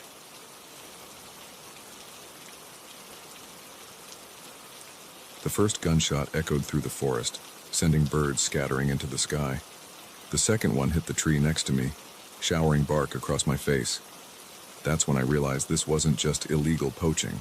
They were hunting me. My name's Sarah, and I've been a park ranger at Whispering Pines National Forest for the past 5 years. It's a job I love. Being out in nature, protecting the wildlife, educating visitors about conservation, but nothing in my training could have prepared me for that day. It started like any other patrol. I was checking the northern sector, an area we'd been monitoring due to reports of possible poaching activity. The forest was quiet that morning, the air crisp with the first hint of autumn. I remember thinking how beautiful the sunlight looked filtering through the changing leaves. As I hiked deeper into the woods, I started noticing signs that something was off. Broken branches, disturbed undergrowth, marks that didn't fit with the usual animal tracks. My instincts were screaming that something was wrong, but I pushed on. It was my job to investigate, after all. Then I saw it, a flash of metal in the underbrush. I approached cautiously, my heart racing. As I pushed aside the ferns, I uncovered a trap. Not just any trap, but a heavy-duty, illegal snare designed to catch large game.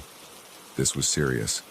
We'd had issues with poachers before, but never anything this sophisticated. I radioed back to base, reporting my find and requesting backup. But as I was describing the location, I heard voices in the distance. Quickly, I cut the transmission, not wanting to alert whoever was out there to my presence. Crouching low, I moved towards the sound. 2 men came into view, dressed in camouflage and carrying high-powered rifles. They were talking in low voices, discussing their haul for the day. From their conversation, I realized this wasn't just opportunistic poaching. This was an organized operation. I needed evidence. Slowly, carefully, I reached for my camera. If I could get some clear shots of their faces, their weapons, it would be enough for a solid case.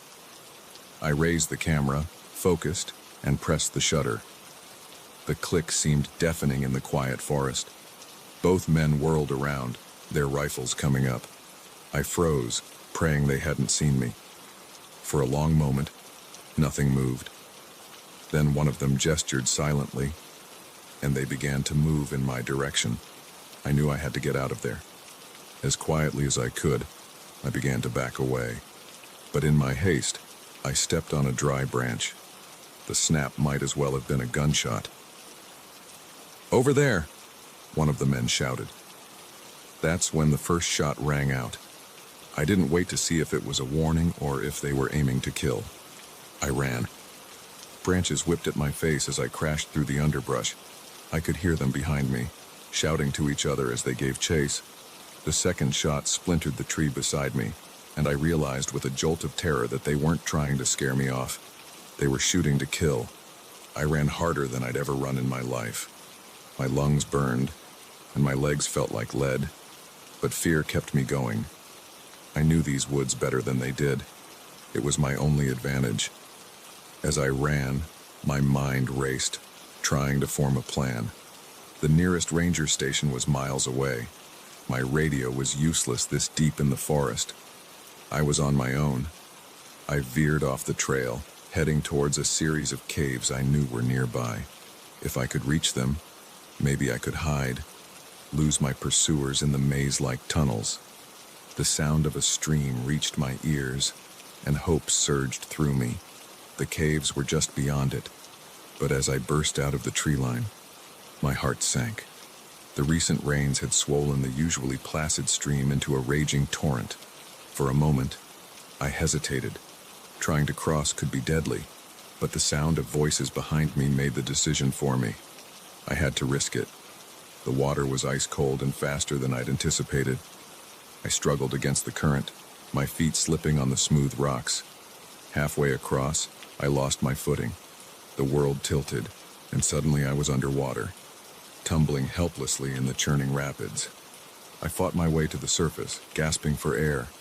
Through water-blurred eyes, I saw the cave entrance rushing towards me. With the last of my strength, I reached out and managed to grab onto a protruding rock. Hauling myself out of the water, I collapsed on the cave floor, shivering and coughing. But I couldn't rest. I could hear shouting from the other side of the stream. They were still coming. Stumbling to my feet, I plunged deeper into the cave.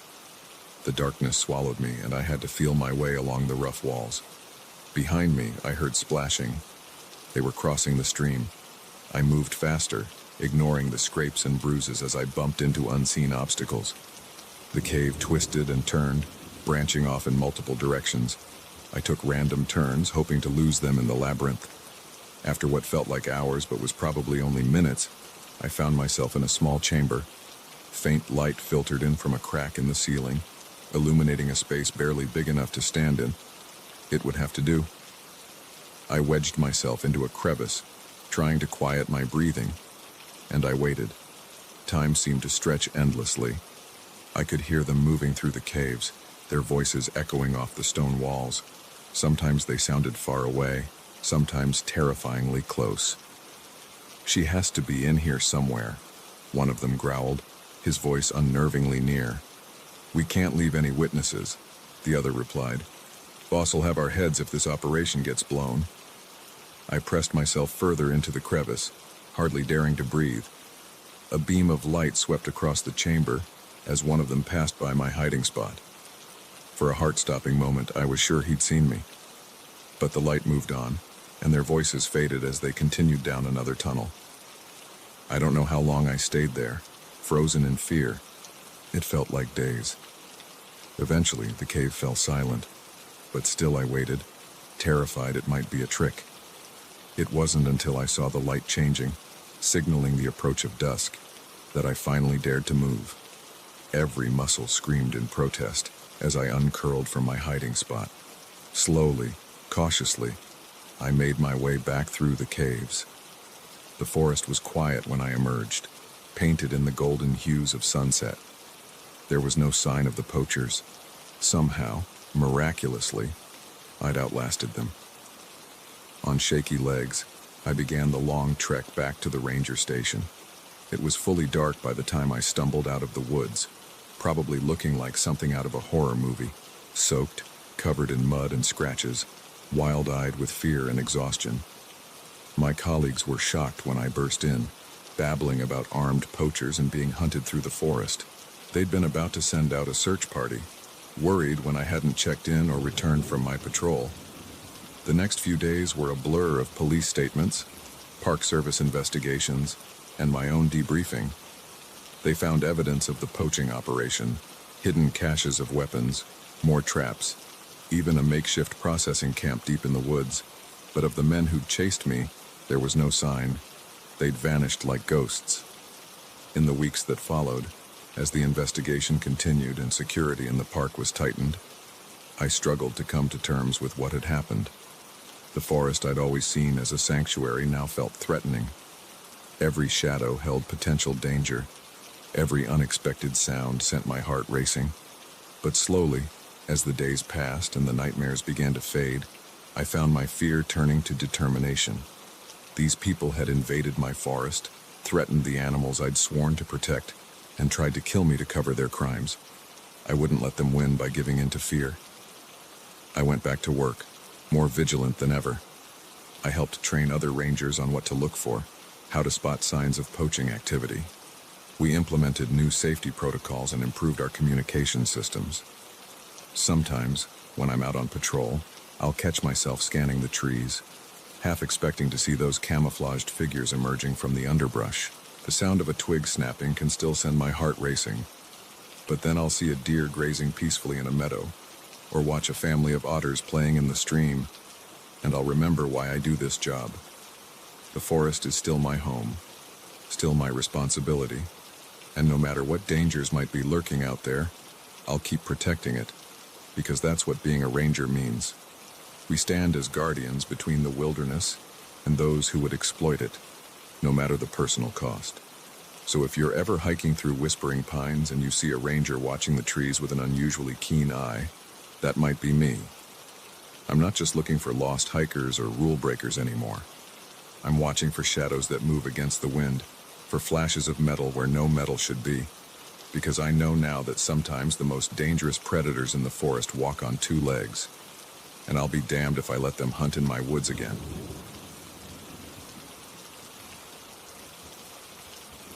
The engine of my rig had barely stopped rumbling when I saw them.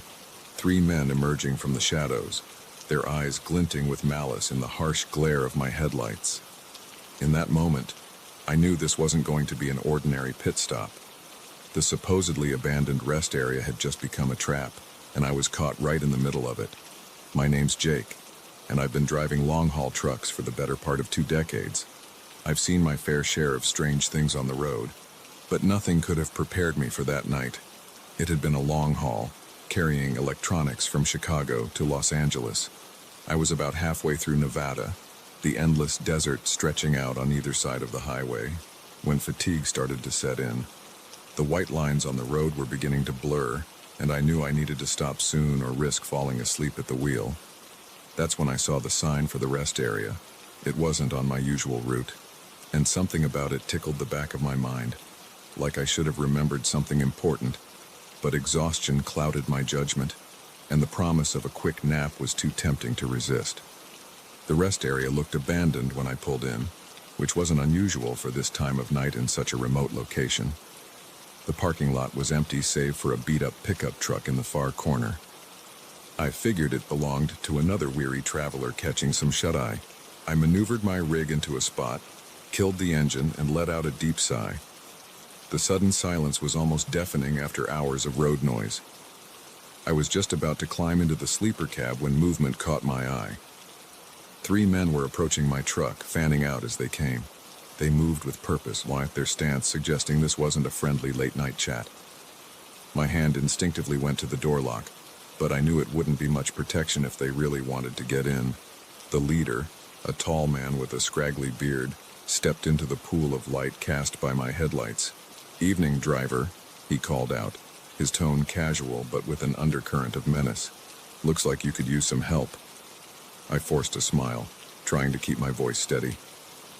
"Thanks, but I'm all good, just stopping for a quick rest." The man's smile didn't reach his eyes. "Oh, I insist. It's dangerous out here all alone. Why don't you come on out and join us?" My mind raced. I was trapped in the cab, outnumbered and potentially outgunned. I couldn't drive off without risking running them over, which could land me in a world of legal trouble even if I managed to get away. I needed to buy time to figure out a way out of this mess. "Look, fellas," I said, "I appreciate the offer, but I'm on a tight schedule. How about I just head on my way and we forget this ever happened?" The leader's fake friendliness dropped away. "That's not how this works, driver. You've got 2 choices. Come out nice and easy, or we come in and get you. Trust me, you don't want the second option." I glanced at my phone, but as I expected, there was no signal. We were miles from anywhere, and no one knew I had stopped here. Help wasn't coming. Stalling for time, I asked, "What do you want from me?" The man to the left, a wiry guy with tattoos snaking up his neck, laughed. "What do we want? We want everything, old man. That rig of yours is carrying some pretty valuable cargo, isn't it?" So that was it. They were hijackers, probably working with inside information. How else would they know what I was carrying? "Listen," I said, my mind working furiously, "that cargo is insured. The company won't lose anything if you take it. But if you let me go, I won't report this. You can take the truck and everything in it, and I'll hitch a ride to the next town. No one needs to get hurt here." The leader seemed to consider this for a moment. Then he shook his head. "Nice try, but we can't take that risk. You've seen our faces. No, you're coming with us. We've got a nice, cozy spot picked out where you can wait until this is all over." I knew what that meant. Once they had what they wanted, I'd be a loose end. These weren't the kind of men who left loose ends. As they moved closer to the truck, I frantically looked around the cab for anything I could use as a weapon. My eyes fell on the CB radio. It was an older model, one I kept around more out of nostalgia than necessity. Most drivers these days relied on cell phones, but right now, that old radio was my only hope. I lunged for it, hitting the power button and grabbing the mic. "Mayday, Mayday," I shouted. "This is Bulldog. I'm at the abandoned rest stop off mile marker 237, under attack by hijackers. Any units in the area, please respond." The leader's eyes widened in surprise, then narrowed in anger. "You shouldn't have done that, old man," he growled, reaching into his jacket. I didn't wait to see what he was pulling out. I threw the truck into gear and stomped on the accelerator. The rig lurched forward, forcing the men to dive out of the way. As I pulled onto the highway, I heard a sharp crack, and my side mirror exploded. They were shooting at me. I pushed the accelerator to the floor, praying the old girl had enough power to outrun them. In my rearview mirror, I saw the pickup truck peel out of the rest area, its headlights quickly growing larger as it gained on me. My rig might have had power, but it was no match for a lighter, faster vehicle in terms of speed. I kept the CB mic in my hand, continuously broadcasting my position and the situation, but the radio remained ominously silent. Was anyone out there listening? The pickup was right on my tail now. I saw the passenger lean out the window, something long and dark in his hands. Another shot rang out, and I felt the truck shudder. They were aiming for my tires. Desperately, I began to weave back and forth across the highway, making myself a harder target. It worked, but it also slowed me down. They were getting closer. Just when I thought it was all over, I heard the most beautiful sound in the world crackle over the CB. "This is Unit 17 responding to your mayday. What's your 20, Bulldog?" Relief flooded through me. "I'm eastbound on I-80 about 5 miles past mile marker 237. I've got a hostile vehicle in pursuit. Armed suspects." 10-4, Bulldog. "We've got units converging on your location. Can you keep evading?" Another shot rang out, this one punching through my cab and embedding itself in the dashboard. "Not for much longer," I replied, my voice tight. "Understood. There's a roadblock set up 2 miles ahead. When you see it, don't slow down. We'll clear a path for you." I gripped the wheel tighter, my knuckles white. 2 miles. I just had to make it 2 more miles. The pickup rammed me from behind, the impact jolting me in my seat. They were trying to run me off the road. I fought to keep the rig steady, using every bit of skill I'd gained in my years of driving. 1 mile to go. I could see flashing lights in the distance. The pickup rammed me again, harder this time. The steering wheel bucked in my hands, and for a terrifying moment I thought I was going to lose control. 1/2 mile.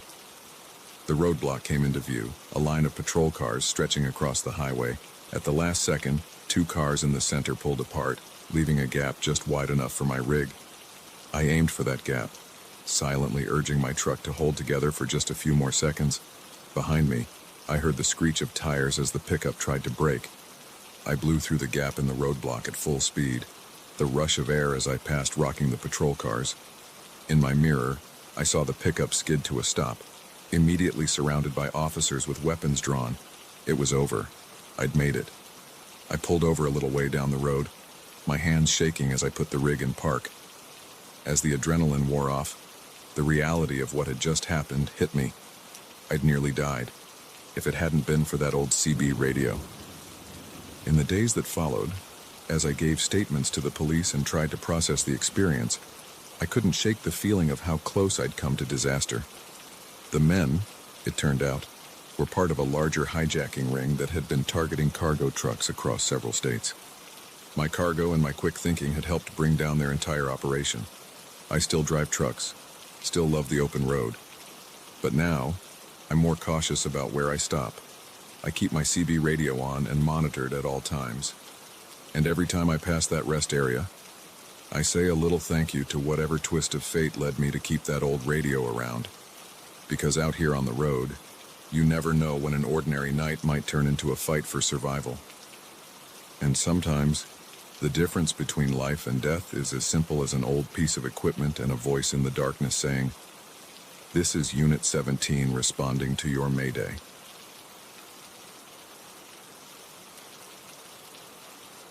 The rusted Ferris wheel creaked in the midnight breeze, a silent sentinel to the horror unfolding beneath it. As I crouched behind the dilapidated ticket booth, my camera clutched to my chest, I realized with growing dread that I wasn't just documenting an abandoned amusement park. I was witnessing something far more sinister, and now I was fighting for my life. My name's Alex, and I'm a freelance photographer specializing in urban exploration. There's something hauntingly beautiful about abandoned places, and I've made a career out of capturing that beauty.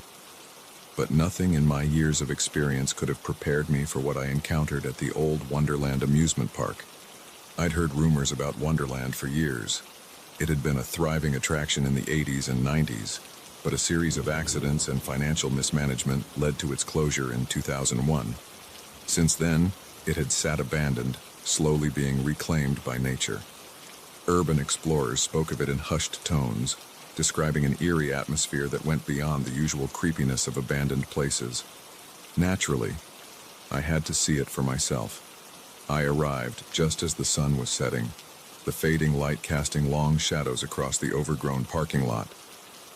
The entrance gate hung askew, its once cheerful "Welcome to Wonderland" sign now faded and peeling. As I slipped through the gap, camera at the ready, I felt a shiver run down my spine. There was something off about this place, beyond the usual decay of an abandoned park. The first few hours were uneventful, if unsettling. I made my way through the park, documenting the rusted rides and crumbling buildings. The silence was oppressive, broken only by the occasional creak of metal or scurrying of some small animal.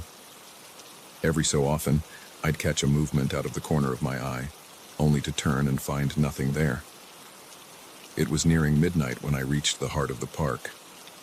The Ferris wheel loomed above me, a skeletal giant against the star-filled sky. I was setting up a shot when I heard it, voices carried on the night air.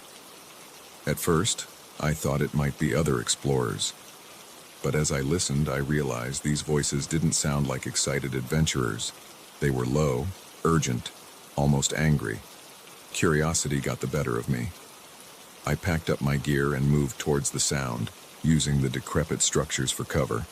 As I got closer, I could make out what they were saying. "Shipment's late. Boss ain't gonna be happy." "Relax. It'll be here. Cops don't patrol this area anymore. It's perfect." I froze. This wasn't just some late-night trespassers. Whatever was happening here, it was illegal. I should have left right then, should have snuck back to my car and driven straight to the police station, but the journalist in me couldn't resist. If there was a story here, I wanted to be the one to break it. Carefully, I made my way closer, my camera ready. I peered around the corner of an old concession stand, and what I saw made my blood run cold. 5 men stood in a clearing, all armed. Crates were stacked nearby, their contents hidden but their purpose clear. This wasn't just some small-time operation. This was big. I raised my camera, focusing on the group. If I could get clear shots of their faces, of the crates, it would be enough evidence for the police. I held my breath and pressed the shutter. The sound of the camera seemed deafening in the quiet night. For a moment, everything froze. Then one of the men turned, his eyes locking directly on my hiding spot. "We've got company," he shouted, raising his gun. I didn't wait to see what happened next. I ran. The night exploded into chaos. Shouts echoed through the abandoned park, followed by the crack of gunfire. I ducked and weaved through the decaying structures, my heart pounding so hard I thought it might burst from my chest. I could hear them behind me, spreading out, trying to cut off my escape routes. I knew I had one advantage. I'd spent hours exploring this park, memorizing its layout, but they had numbers, weapons, and the home field advantage. I ducked into the old fun house, hoping to lose them in the maze of mirrors and trick floors. The inside was pitch black, and I stumbled blindly, praying I wouldn't run into a wall or fall through a rotted floorboard. Behind me, I could hear them entering the funhouse. Their flashlight beams cut through the darkness, reflecting crazily off the remaining mirrors. I pressed myself into a corner, trying to control my ragged breathing. come out, wherever you are," one of them called, his voice echoing unnaturally in the enclosed space. "We just want to talk." "Yeah, right." The bullet holes in the wall behind where I'd been standing said otherwise. I needed to find a way out, and fast. My eyes, now adjusted to the darkness, caught a glimmer of moonlight. An exit, half hidden behind a fallen panel. If I could just reach it without being seen. I inched towards the exit, every creak of the floorboards sounding like a gunshot to my ears.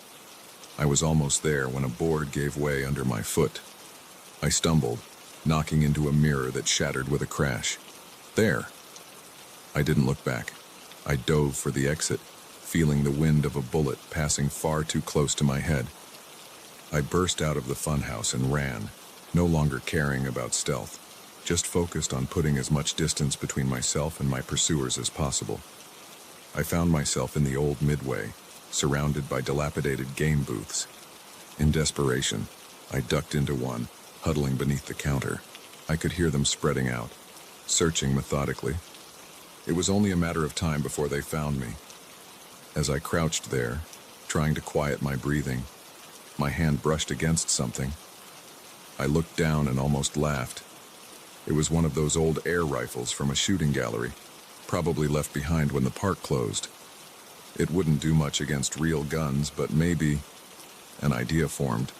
A crazy, desperate idea. But it was all I had. I waited until I heard footsteps approaching my hiding spot. Then, taking a deep breath, I popped up and fired the air rifle. It let out a loud pop, not unlike a real gunshot. The effect was immediate. The men scattered, diving for cover. In the confusion, I made a break for it, running full tilt towards the park entrance. I could hear shouting behind me as they realized the trick, but I had a head start now. My lungs were burning. My legs felt like lead, but I didn't dare slow down. The entrance gate came into view, and with it, my car parked just outside. I'd never been so happy to see that beat-up old Civic in my life. I reached the car, fumbling with my keys. Behind me, I could hear them getting closer. The key slid home, and I yanked the door open, throwing myself inside. The engine roared to life just as they burst out of the park entrance. I threw the car into reverse, tires squealing as I peeled out of the parking lot. In my rearview mirror, I saw them pile into a van, ready to give chase. What followed was the most terrifying drive of my life. I sped down abandoned back roads, the van close behind. Every turn was a gamble, every straightaway a chance for them to gain ground. It wasn't until I reached the highway, merging into late-night traffic, that I finally lost them. Even then, I didn't slow down until I reached the nearest police station. The next few days were a blur of police statements and news interviews. My photos, along with my testimony, were enough to bring down a major weapons smuggling operation. The abandoned park had been their base of operations for years, hidden in plain sight. I've been asked many times if I regret going to Wonderland that night, knowing what I know now. The truth is, I don't. Yes, it was terrifying. Yes, I came closer to death than I ever want to again. But we exposed a dangerous criminal operation and made the world a little bit safer. These days, I still explore abandoned places, but now, I'm a lot more careful about what I might find. Because sometimes, the real danger isn't in the decay or the darkness. Sometimes, it's in the secrets these forgotten places hold, and the people willing to kill to keep those secrets hidden. So the next time you pass an abandoned amusement park and feel tempted to explore, remember my story. Because you never know what might be lurking behind that rusted gate, waiting in the shadows of the silent rides. And unlike in the funhouse, the dangers you face might be all too real.